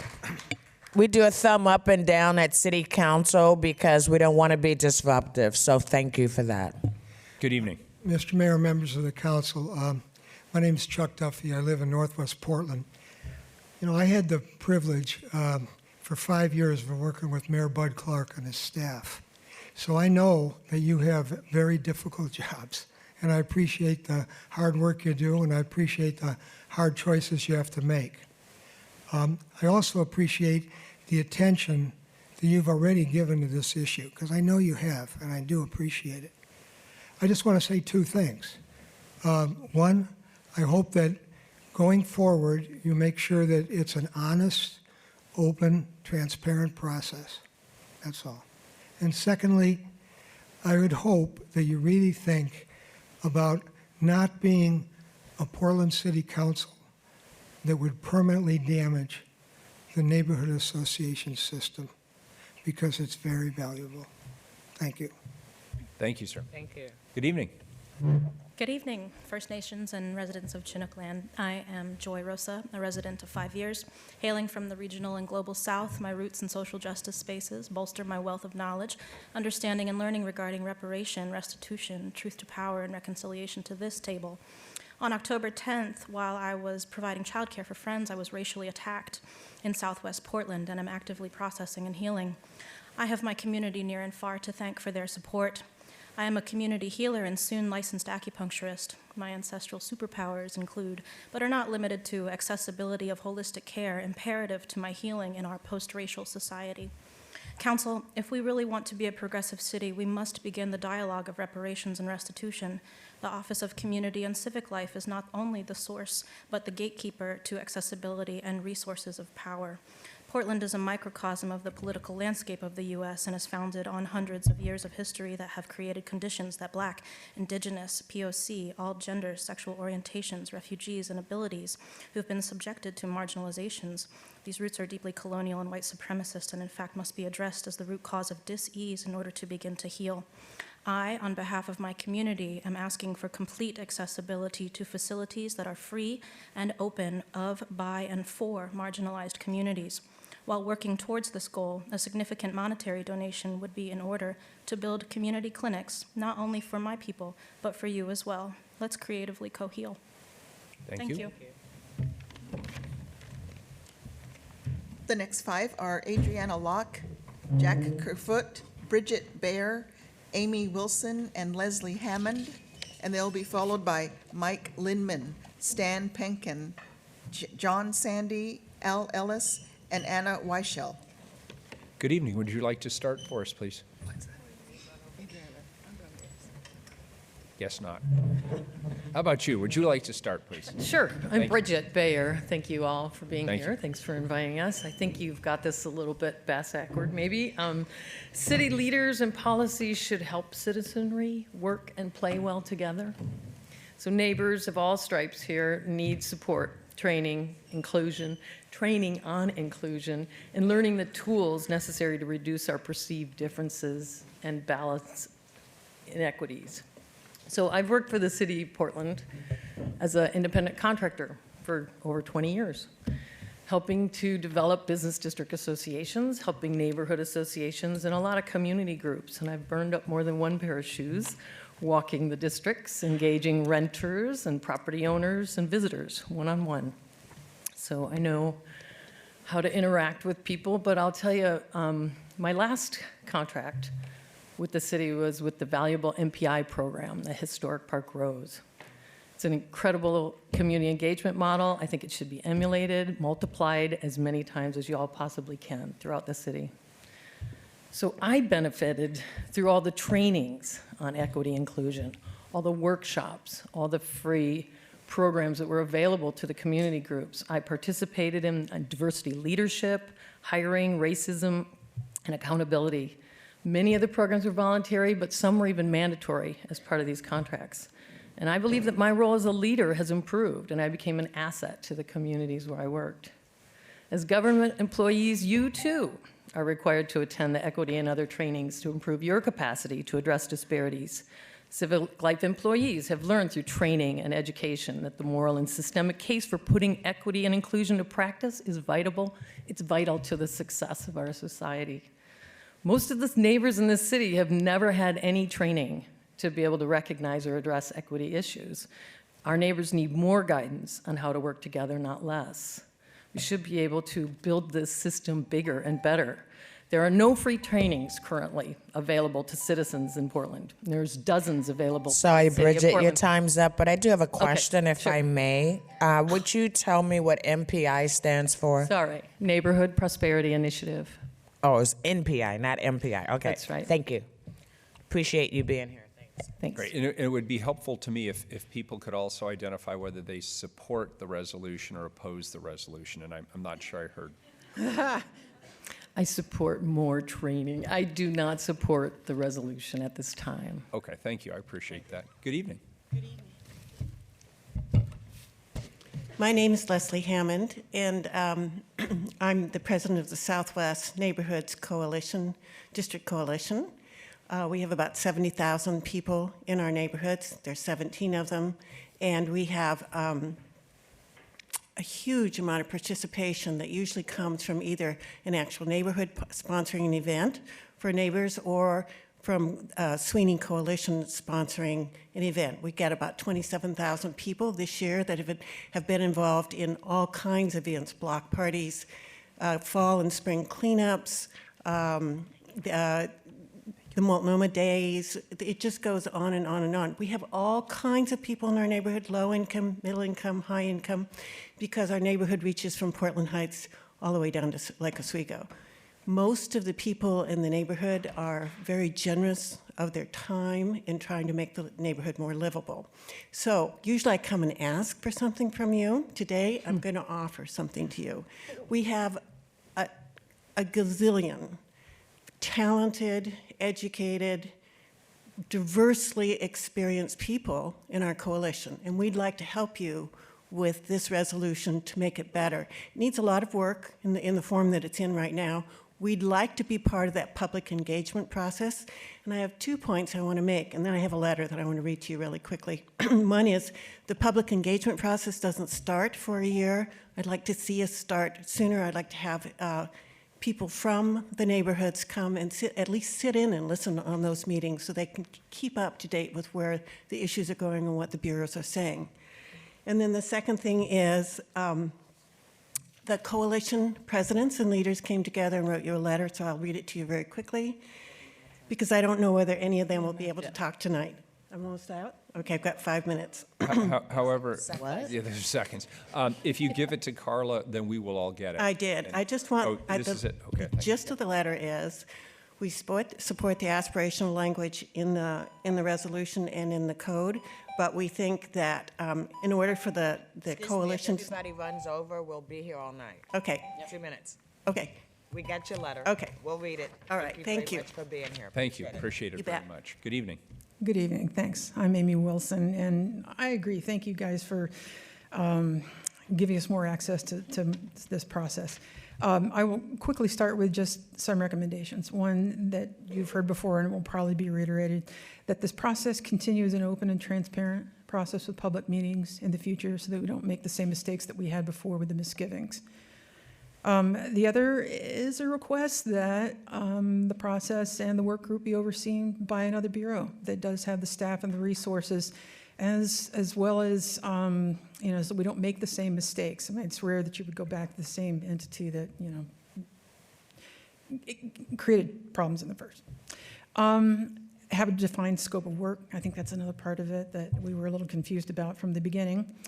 And as they were mentioning over here, having representatives from each coalition as well as all of the community groups as well, so that we have a very large table that are possible there. And then just on a personal note, I've been a social activist all of my life. And part of what just makes me so sad about this and a little sick to my stomach is the divisiveness and the hardening stance as if we were adversaries. I am finding myself, even back here, feeling like I'm an adversary to these people, and it's distressing, it's harmful, because we want to work together. I am the chair of the King Neighborhood Association, so we've had a couple of PBOT folks, we had one PBOT folks and another one. We actually had to work to overcome a pretty exclusive policy that PBOT wanted to do. They wanted to run a greenway through our neighborhood with our traditional black neighbors that are older, and many of them are sick, and they were going to block them in their neighborhoods by putting diverters so that they couldn't even get out where they lived. And it was the neighborhood association and me going door to door to door to knock and to get these people. And we had 2 events where we had our underserved, marginalized people push back, because otherwise PBOT, as inclusive as they are, were determined. All right, thank you. Appreciate it. And we do see you up in the upper rafters. You're highly engaged up there, and we do notice, so thank you. Good evening. Good evening. My name is Jack Kerfoot. I'm a scientist, an author, and a Portlandier. I firmly support increasing civic participation of all residents, especially those who identify with historically marginalized communities. However, I strongly disagree with civic participation will be increased by eviscerating neighborhood associations as proposed by the original 3.96 ordinance. As you consider convening a new committee to assess the place of neighborhood associations, I would recommend those very neighborhood associations have a seat at the table, unlike the last committee. The members must be generally representative of the city neighborhoods, not hand-selected advocates for a specific position. I encourage you to maintain the basic framework of the neighborhood associations, and they should have the ability to weigh in officially on development and council activities. They also should adhere to the basic standards of transparency, which I feel is essential for any form of government, so that all residents can participate. They then add to the system. Diverse organization must have a similar process and access. This should be an additive process, not a reducing process. Neighborhood associations are an essential element of local democracy, given Portland's unique form of government, where elected officials do not represent certain regions of our city. I am very concerned by the divisive and polarizing approach to increase civic participation. I came here tonight as a concerned resident who supports the city's internationally recognized neighborhood associations. Listening and collaboration are essential for effective government. Division is the last thing we need in Portland. The name-calling or stereotyping of any group is wrong. It's our city. It belongs to all residents. Thank you. Thank you. Good evening. Adriana Locke, and if you, excuse me, Adriana Locke, if you can't tell, I'm for code change. The U.S. has abysmal health outcomes compared to in other industrialized countries. We understand that simply living in a society designed to give resources to some and deny them to others makes everyone sicker. Other people have made that point. Because either you're fighting for a place at the table or you own the table and are fighting to keep it. I see this stress every day as a healthcare provider and the way it affects everyone who comes in my door, no matter who they are. And frankly, it makes me furious because we have to and we can do better. Code change isn't about one group having special status over another. It's about whether or not we choose a thriving future or witness our communities and city deteriorate. As Commissioner Hardesty pointed out, current code doesn't inhibit Portlanders from being kind and civil to each other, but the problem is it doesn't promote it either. Whether we like it or not, we are in this together, and we need to codify that fact. To those fighting so hard against change, the truth is, you have no enemies here but yourself. You are fighting against your own best interest. I ask you to let go and let us do this work that will benefit everyone, including you. Council, I know there are many forces at work here, but I urge you to make the right choice for Portland. Code change should be an easy yes. The fact that we are here, that makes it clear how badly we need it. Make this an easy yes, and be on the right side of the future. Thank you. Thanks all of you. The next five are Mike Lindman, Stan Penkin, John Sandy, Al Ellis, and Anna Weichel. And the next group will be Heather Minton, David Sweet, Josh Human, Aisha Lino, and Catherine Anderson. Would you like to start, please? You, ma'am. Oh, sorry, I was last. No worries. My name is Anna Weichel. I'm involved with Southeast Uplift, but I would like to voice my concerns about the proposed resolution from my perspective as a recent immigrant with East German roots who was rejected from high school for defending democratic principles, and also as a resident without any right to vote here in this town. Whereas I appreciate the suggestion of a multi-bureau work group, I'm concerned about the proposed internal process. In order to advance participatory democratic structures that include all Portlanders, this new work group needs an open and transparent process with monthly updates for the general public, and it needs defined steps, such as a draft phase inclusive of a community engagement plan and followed by a public comment phase. So overlooked issues get addressed, especially those many versions of gentrification and disparities. I would also suggest that anyone participating in this discourse familiarize with the social studies regarding the concept of othering, because that's something I'm really concerned being in the United States. Defining oneself solely as part of a group always includes separation from another. There are other productive democratic practices to overcome inequality, to foster diversity, and to define ethical principles by acknowledging a general understanding of a human dignity. One is a geographical-based participation system with defined ethical standards and structures that by nature includes everybody and holds everybody accountable. Ours here just needs a radical update, and it has to be done in a different way than the resolution suggesting it, I think. Thank you. Good evening. My name is Stan Penkin. I'm president. Stan, move the mic as close as possible, will you? It's very hard for us to hear our honored guest tonight, and we want to hear every word of your testimony. So again, my name is Stan Penkin. I'm president of the Pro District Neighborhood Association. I'm a board member of the Neighbors West Northwest Coalition, and I also happen to serve on the Bureau Advisory Committee of Civic Life. As we all know, and I'm speaking on behalf of myself tonight, as we all know, the last several months have been challenging and controversial. I am pleased, however, that from this controversy, I hope we've arrived at a time where we all understand and seem to agree that everyone working together towards our common goals is the best recipe for success. I appreciate the work of Civic Life and the Code Committee that so well articulated our aspiration for equality and fairness across our city. With that as a start, it's now time to move forward with an all-inclusive, deliberate, and well-defined engagement process to assure that all groups have an equal opportunity to have a seat at the table, including a set of standards that applies to everyone who seeks that seat.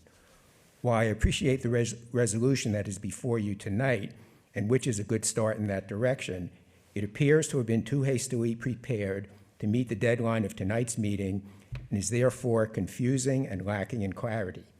Nevertheless, it is still a beginning, and I trust that we can all move forward and work together to make improvements for a more meaningful and productive document. To that end, a small group of us met with staff in several council offices and subsequently prepared an extensive summary of comments that was submitted to each of your offices and which you now have before you, or you should. I gave them to Carla. We ask that you carefully take these comments and suggested revisions into consideration as we all strive towards a city that works for everyone. Yes, I do support the resolution, but not as currently constructed. Thanks, Thank Dan. you. And we did get a copy of your commentary. Thank you. Good evening. Good evening. Hi, I'm John Sandy. I'm going to tell you the story of my civic involvement in the 9 years that I've lived in Portland. It started after about a year and a half of trying to do it yourself in my 1927 bungalow. I saw a little note in the neighborhood association about graffiti abatement.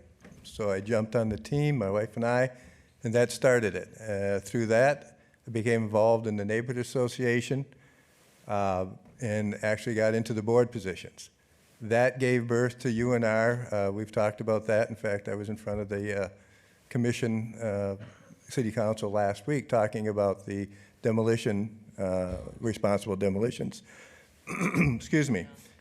And so in addition to that, I've been involved in work groups to build toolkits for block party, how to run a block party, make it easier. Demolition appeals for the neighborhoods that wanted to try to save structures.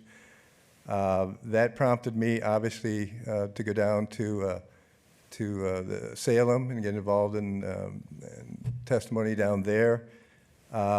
Developer meetings, we've facilitated developer meetings to get to talk to neighbors. We've facilitated PBOT meetings when they had projects in our neighborhood and such. In our Beaumont-Wilshire, we created a volunteer group that goes around and helps people who can't do simple jobs. Last week, I did the monumental job of putting in 3 light bulbs for a elderly resident and her daughter who couldn't climb a ladder.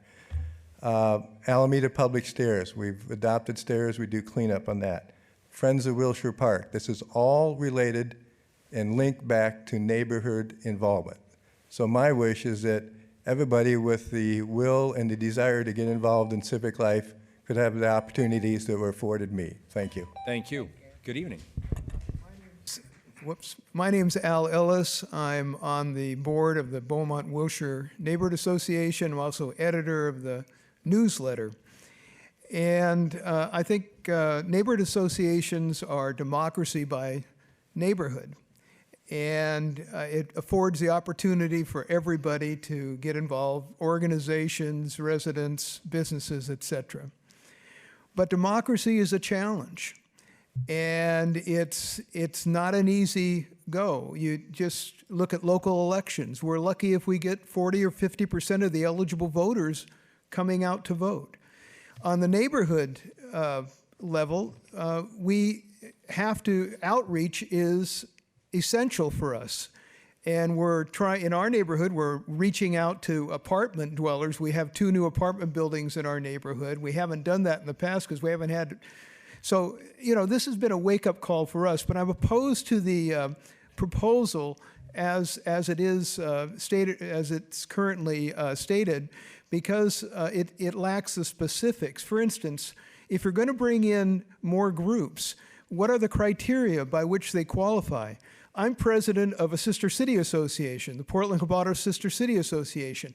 We reach out to thousands of Russian-speaking speakers in the area. Should all 10 sister city associations be included? How many? What number of groups will be included? All those things need to be decided, and I would urge the council to include neighborhood association representatives as they should have been included right from the beginning, because had that happened, we could be working together right now. We wouldn't have to have an adversarial relationship. Thank you. Thank you, Commissioner Daly. Just a couple things. One, we're not passing the code change recommendations from the committee tonight. This resolution is about directing them, I'm sorry, I'm sick, so my voice is cracking. Directing bureaus to convene and do the work they need to do, and then eventually talk about the structures that are in place, the coalitions and the neighborhood associations. So I just want to make that clear to you and everyone. While I respect and honor the work of the Code Change Committee, and I think virtually everyone agrees, except for the 3 thumbs down I'm getting up there, that we do need a more inclusive and equitable system. We're not passing that tonight. I want to commend you for reaching out to renters. I know that's a real problem with neighborhood associations, and I frankly think that that's a failure of the city. If we believe in civic engagement, and we are going to rely on neighborhood associations to be, or we have been relying on neighborhood associations to be a voice for community, then we should be helping you reach everyone in your community, and that's one of the things that I want to ensure moving forward. And then finally, I just want to mention, someone said that there were no free trainings available, and that is not the case. All right, folks. You're being disruptive. Come on. That's not the case. You're cutting into public time. We have free trainings through a program called Constructing Civic Dialogues. There's a number of really amazing trainings. They're all free, open to the public. Again, it's our responsibility to get that information out to you, and I'm sorry that more people don't know about it. Thank you. Good evening. Thanks for being here. Good evening. Thank you to the council for the opportunity for me to address you this evening. My name is Mike Lindman. I live in the Mike, a little closer. Oh, I'm sorry. My name is Mike Lindman. I live in the Maplewood Neighborhood Association in Southwest. Speaking publicly is not something I particularly enjoy doing. but I feel compelled to do so because of the importance of the discussion that we're having. I've been surprised and frankly, I've just been saddened by the process that has seemingly excluded and attempted to diminish neighborhood associations. I feel that there's basically two versions of trying to create change. One being to divide and denigrate, and one bringing everybody together and bringing everybody forward. And I've been concerned by the fact that the process up to this point has been more of the former than the latter. And I hope that tonight is the first step in the process of bringing us together, because the fact of the matter is that we're having this whole argument over whether or not you're for the code change or against the code change. As a member of the Maplewood Neighborhood Association, I don't know a single person who isn't in favor of updating the code. What I am against is the way in which this has been put forward and how we're trying to divide and blame neighborhood associations for basically everything, that they become the scapegoat. And that just makes me sad, because the fact of the matter is that I want this as much as anybody else. And as the city of Portland changes, I agree it's necessary for our government to better reflect the depth and breadth of its population. That's why we need to create defined standards through the city code to make sure that equality and participation that all Portlanders deserve. So as this process moves forward, I would humbly ask for your consideration on a couple amendments to what's happening tonight. And the first and most important one, if anything else, is that this multi-bureau work group process be required to be an open, public, and transparent. Meetings should be public. Detailed minutes should be taken and disseminated. And that there should be multiple drafts of the stakeholder and community engagement plans with public review and comment periods, so that we can actually all move and talk forward together instead of after things are already created and then having to create this as a fight instead of something that we build together. Thank you. Thank you. Appreciate Mayor, it, all of just you. one comment. Commissioner Fish. Every once in a while, someone says that they have a proposed amendment or a suggestion. We have the benefit of some written testimony that contains amendments. For other people that are testifying and they're cut off because of the 2 minutes, I know we're imposing on you, but if you didn't get a chance to put other proposed amendments before us, I would hope you'd follow up with an email to each of us, just setting forth whatever suggestion you have. I would like to have a complete record of everyone's suggestions for changes by early next week. And if you're cut off today, please make sure that you either give Carla your written testimony, or if you don't have written testimony, email us so we have your proposed amendments. Okay. Thank you very much. Thank you very much. Thank you. The next five are Heather Minton, and we're going to go with Laura Campos, David Sweet, Josh Human, and Isha Lino, and they'll be followed by Macho Williams, Sarah Iannarone, Catherine Anderson, Henry Kramer, and Doug Klotz.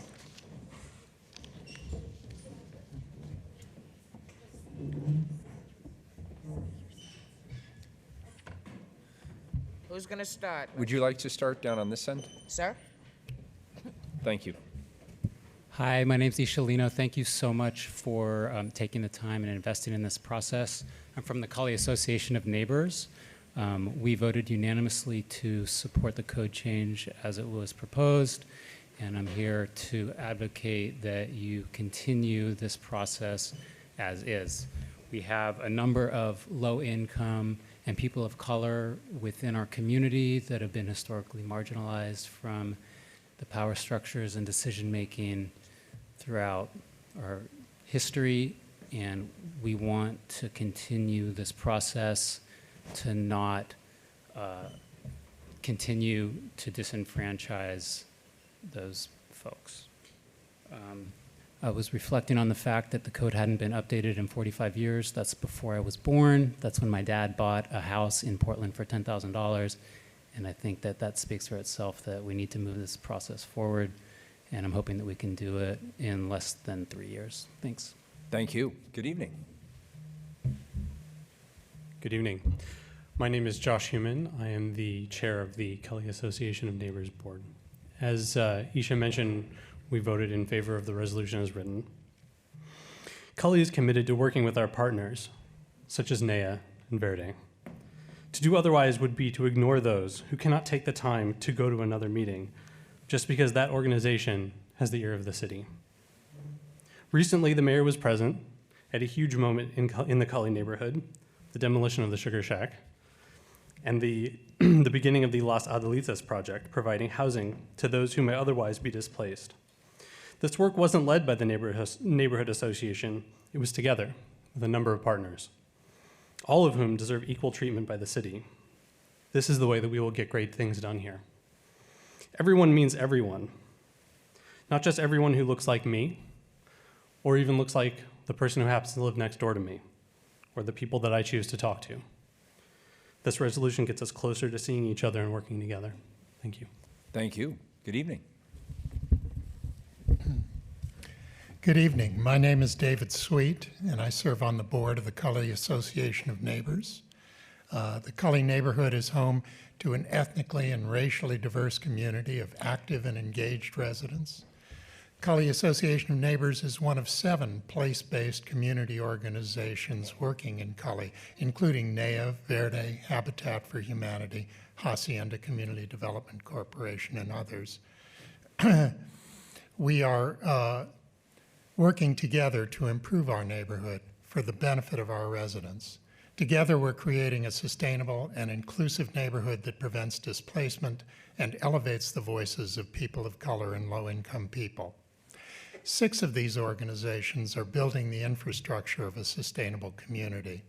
They provide affordable housing, affordable commercial spaces, jobs training, education, childcare, and many other services. The Cully Association of Neighbors doesn't do any of these things.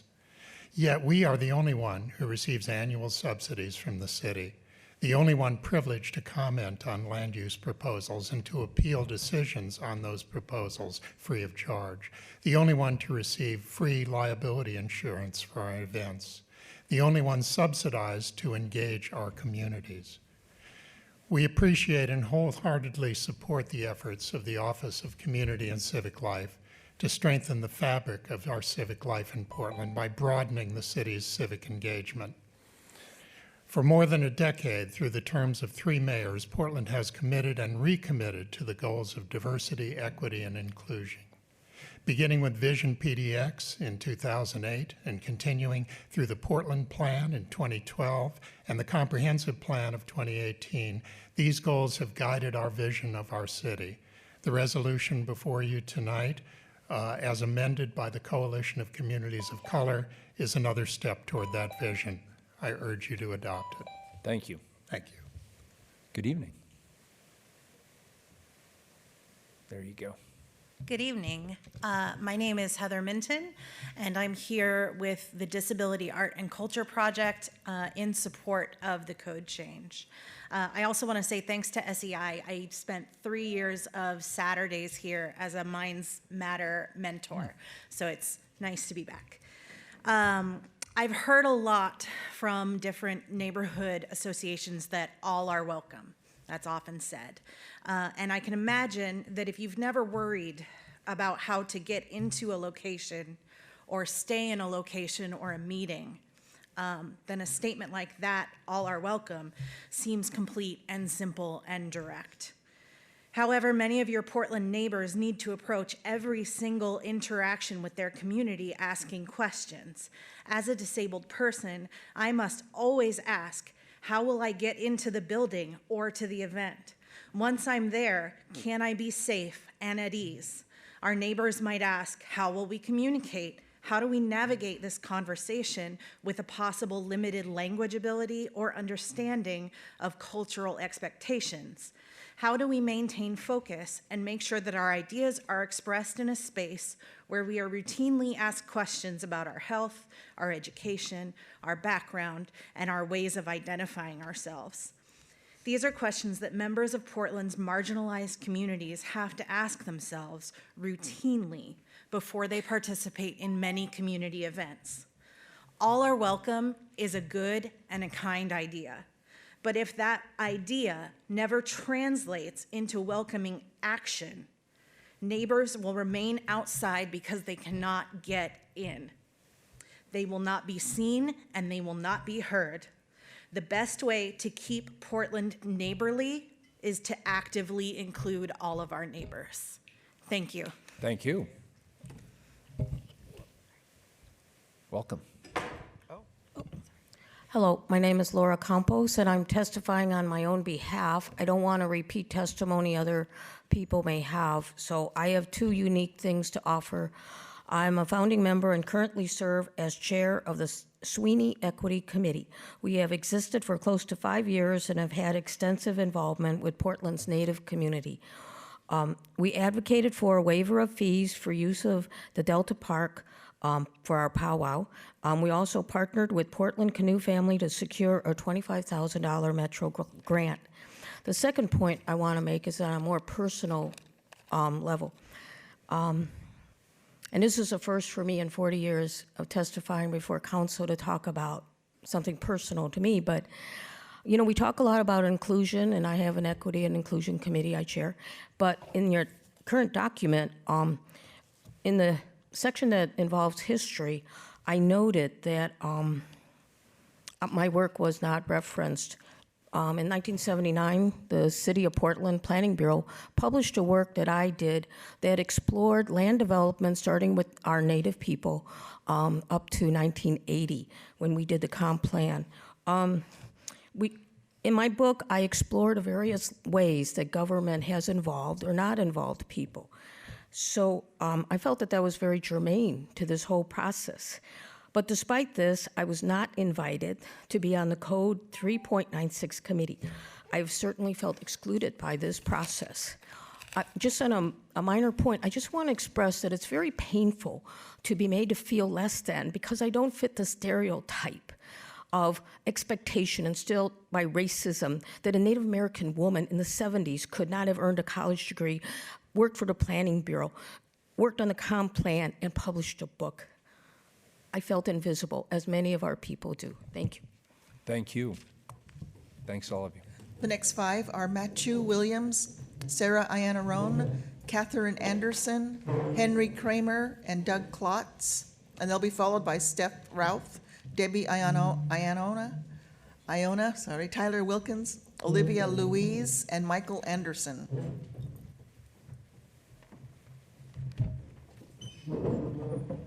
Good evening. Would you like to start, please? Good evening. I'm Matthew Williams, Board Chair. And I'm Sarah Iannarone, Land Use and Transportation Chair, and we're here on behalf of the Mount Scott Arleta Neighborhood Association. We're going to share our time, and this has been approved by our neighborhood association. The Mount Scott Arleta Neighborhood Association is here to go on the record as supporting the proposed resolution and the direction that Civic Life and other bureaus are taking to broaden engagement citywide. As a hardworking, some might even say scrappy, neighborhood association along 82nd Avenue, we know how hard increasing diversity in civic life can be. We have learned that people cannot engage without adequate recognition of the costs of engagement to their daily lives. Change can be uncomfortable. That's okay if the outcomes are equitable. We want to encourage you to support and compensate historically excluded groups to enable their engagement in civic life and ask that you adequately fund the mandate for diversity, equity, and inclusion in the civic life of Portland citywide. The extension of the contracts for the neighborhood coalitions, regardless of time, should do so that civic life will conduct equitable and meaningful engagement with neighborhood associations, coalitions, culturally specific community groups, Black, Indigenous, people of color, and historically underrepresented community groups, council, and other key stakeholders, and not only the neighborhood associations and coalitions.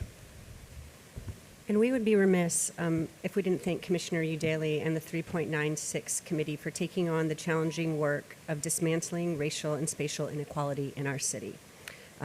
This is challenging but important work, and we thank you for your courage and willingness to listen and to learn.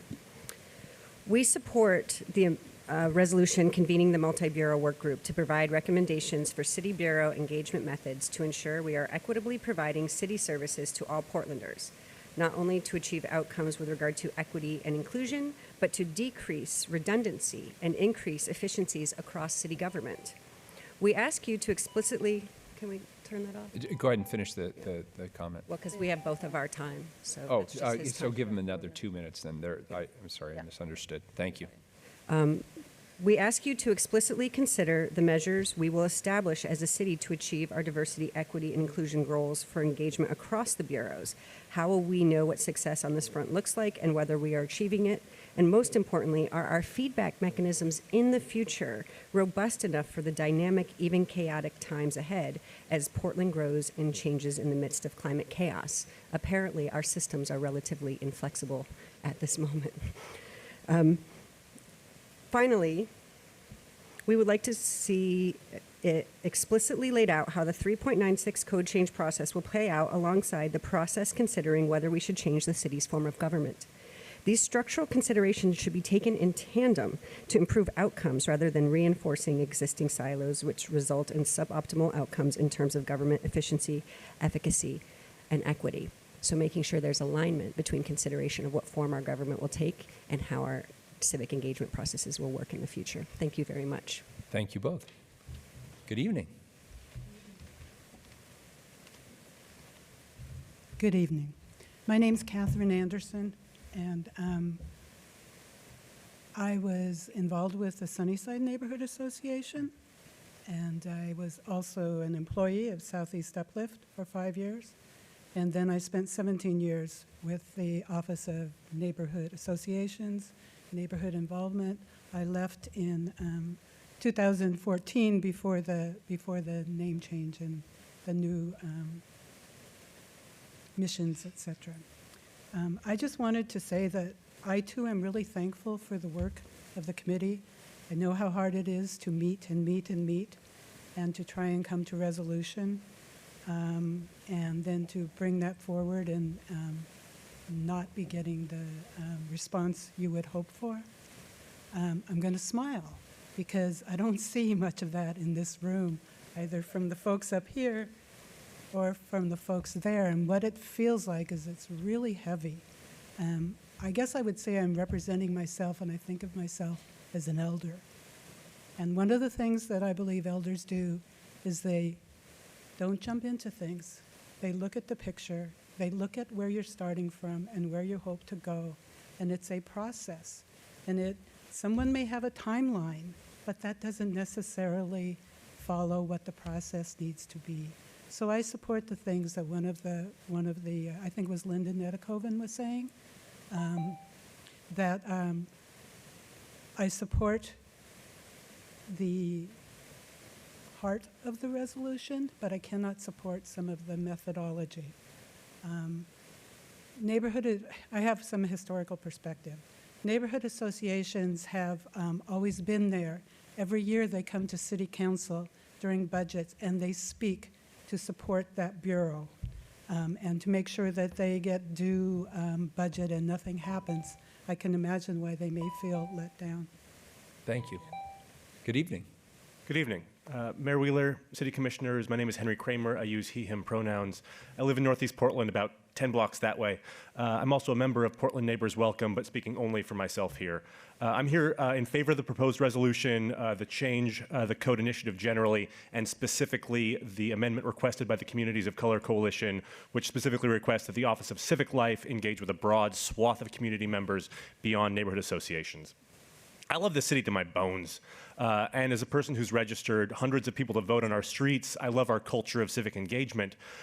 What I don't love is our sick history of racism, xenophobia, and exclusion. What I don't love is how that racism, xenophobia, and exclusion has been enshrined in our city's laws, zoning codes, and long-standing community engagement structures. I support the code change because it begins to address those wrongs. If I'm being fully candid, I don't believe this resolution or this effort goes far enough to level the playing field between the largely affluent, largely white property owners who have run our city for generations and the vibrantly diverse communities of color, immigrant communities, tenants, and other working class, middle class, and marginalized people who actually represent the vast majority of the city. It's a very moderate proposal for my taste, but I value it as a step in the right direction. I believe that given our sordid racial history, it'd be only fair to give more civic power to organizations deeply rooted in communities of color and immigrant and refugee communities than we give to neighborhood associations. But the code change doesn't do that. It merely treats pillar of the community organizations equally to neighborhood associations, and that some neighborhood association leaders see that equal treatment as an attack betrays the same tendency to hoard power and access that makes so many of us wary of their influence. I respect Commissioner Udaley's desire to slow down and get this right, although I suspect many opponents of code change would have hated it no matter the process. It's also important that we not use delay to continue a culture of exclusion. That's why we need to adopt the Communities of Color Coalition Amendment. Thank you so much for listening to me. Thank you. Good evening. Hi, I'm Doug Klotz, he, him. I've been involved in neighborhood associations since I moved to Portland, and I've seen the benefits of these groups, but I've also seen the downside of how not all neighbors are welcome or encouraged to participate, and so certain groups don't. I urge you to pass this resolution to broaden the reach of city engagement to all communities, and I urge you to adopt the amendment from the Coalition of Communities of Color, which would include engagement in groups, culturally specific community groups, Black, Indigenous, people of color, and historically underrepresented community groups. Thank you. Thank you. Thanks, all of you. The next 5 are Steph Routh, Debbie Iona, Tyler Wilkins, Olivia Louise, and Michael Anderson. For the next group. Is that enough? Okay. Call the next group. No.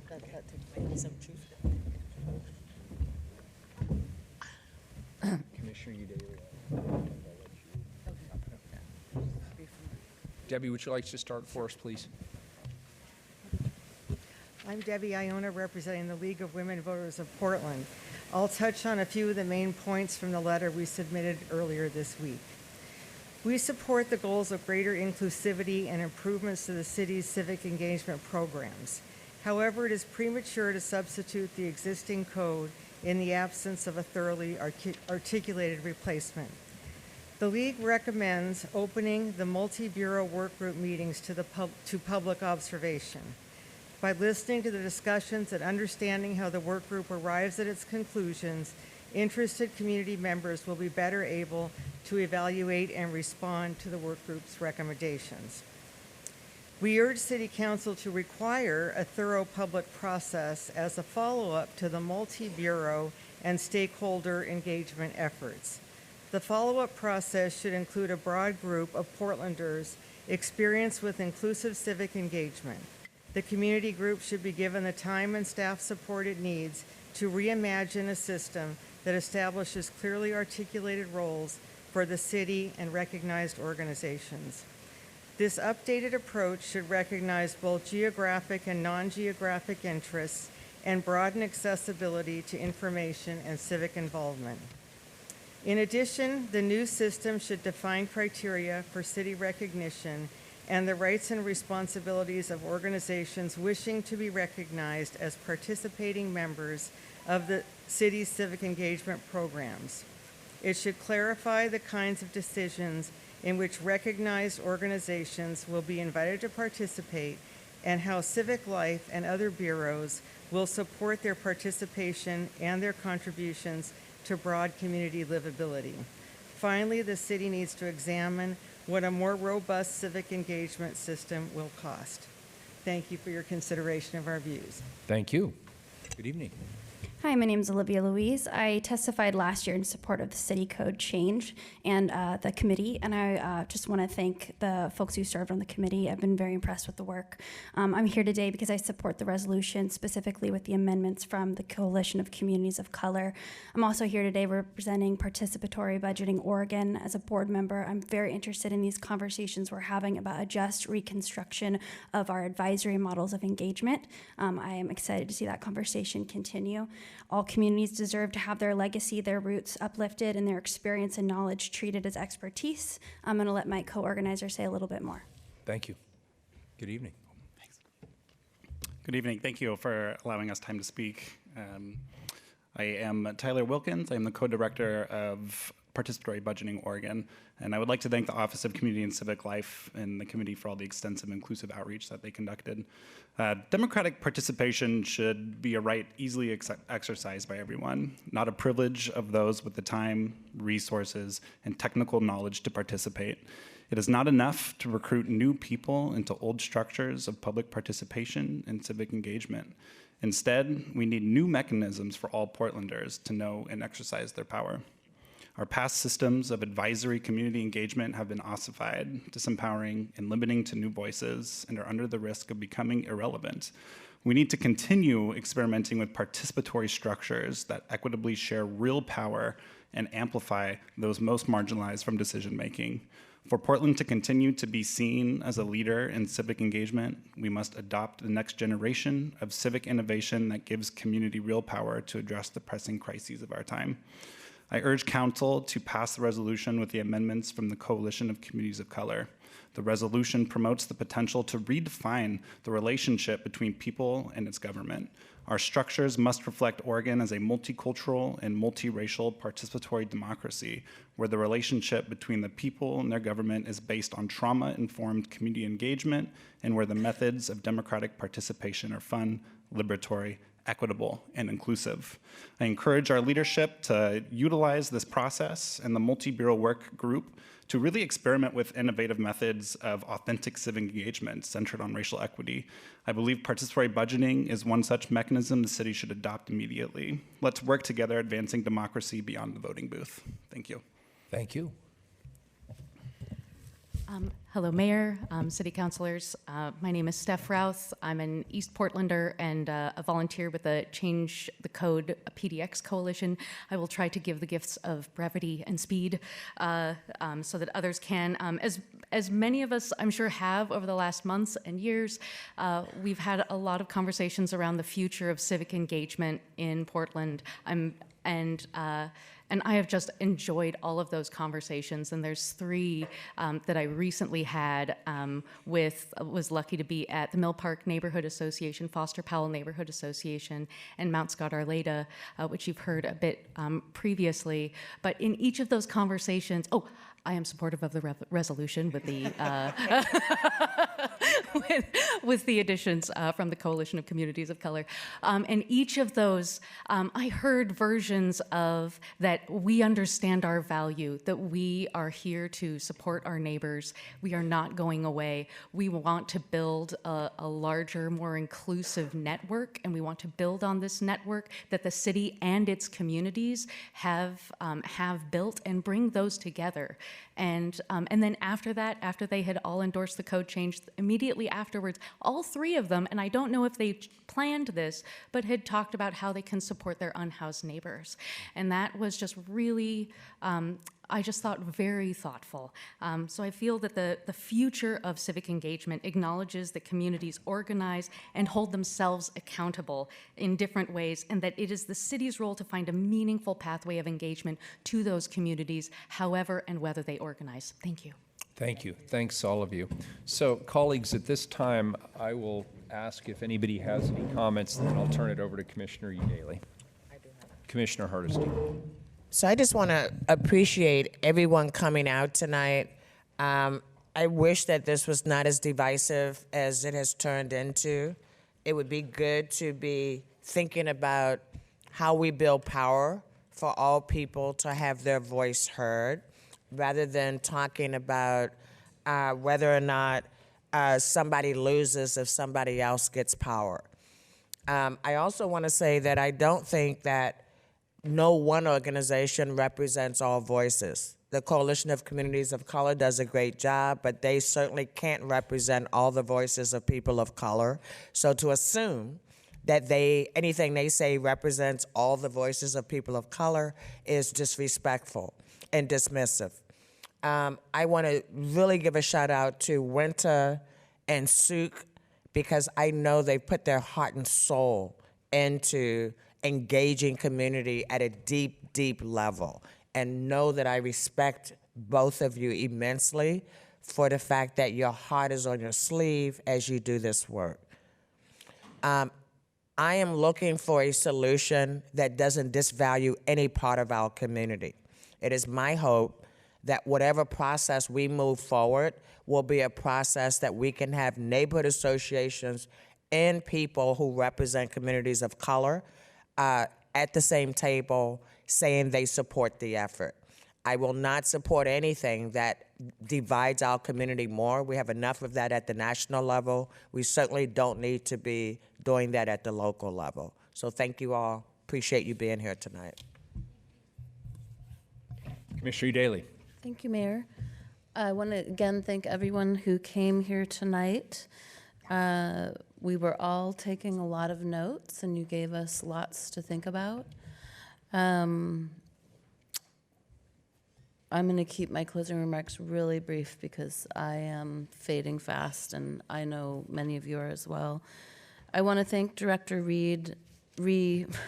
I gave you a new name tonight. Congratulations, Director Ree, for your continued and steadfast commitment to making sure that our government delivers on the promises it has made to communities. I'm thankful for your leadership and partnership. Thank you to the Civic Life Code Change team, which includes Sabrina Wilson, Kenya Williams, Diane Riley, and Perla Sitkoff for your work to coordinate and support this important work. Thank you also to Steph Routh, whose name I'm going to mispronounce, I apologize, and Jaspreet Chahal, who also worked on this when they were Civic Life staff. Especially thank you to the amazing group of civic leaders who participated in Committee 3.96 and through their recommendations offered a vision that could truly include all of us. Thank you, neighborhood association leaders, whether you're in full support of code change or not, or this amendment, which once again doesn't change the code, but simply directs a couple processes. Thank you for continuing to engage and for your commitment to also ensuring we deliver more equitable outcomes. Finally, thank you to the thousands of Portlanders who shared their perspectives, especially those who had never previously interacted with city government, and thank you to the incredible coalition of supporters that has come together to say yes to embracing a more inclusive and equitable vision. I also want to thank Open Signal and our faithful council clerk, Carla, for following us to these evening council sessions. It's greatly appreciated. I look forward to working with you all on the next steps. We will announce when this item will come back to council. If you didn't get to testify tonight, you will get to testify then. Written record will also still be open, and amendments will be moved at that meeting as well, so people will have a chance to testify. Commissioner Daly, Yeah. Would it be advisable that we keep the sign-up list so that people who'd signed up but that did not get to testify Yes, tonight could go first? absolutely. Yeah. Carla, how you many will be people first. did not get a chance to speak tonight? About 35. How much? About 35. 35. And is it your intention to give those people first dibs in testifying at the next hearing? Absolutely, yeah. Mayor, I didn't realize Commissioner Fish? we were actually winding down. So I took pretty copious notes. I appreciate when people had the opportunity to do written testimony. Contrary to some people's beliefs, we do read our emails. Follow-up emails would be appreciated with very specific and focused testimony. We have a resolution. We have a question about potential amendments. It would be helpful to get your guidance on those questions and any other proposed amendments that you would like us to entertain. I appreciate everyone that took time tonight to come out and share their views with us. And I look forward to continuing this conversation both with the community and with my colleagues. Thank you. And I want to thank everybody who is here tonight. I want to second something that Commissioner Fish just said. The written record will remain open, so please do send us emails. The comments that are in writing are very thoughtful. I always appreciate it. It helps me to digest it a little bit better. So thank you for that. I want to thank SEI for hosting us here in your beautiful facility tonight. If you brought coffee cups, let's give and SEI a things round like of applause. that,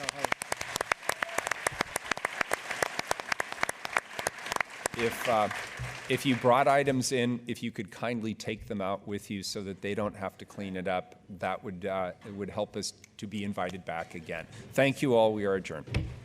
I can't get my mic to turn on. That's really weird. Nick, does yours turn off?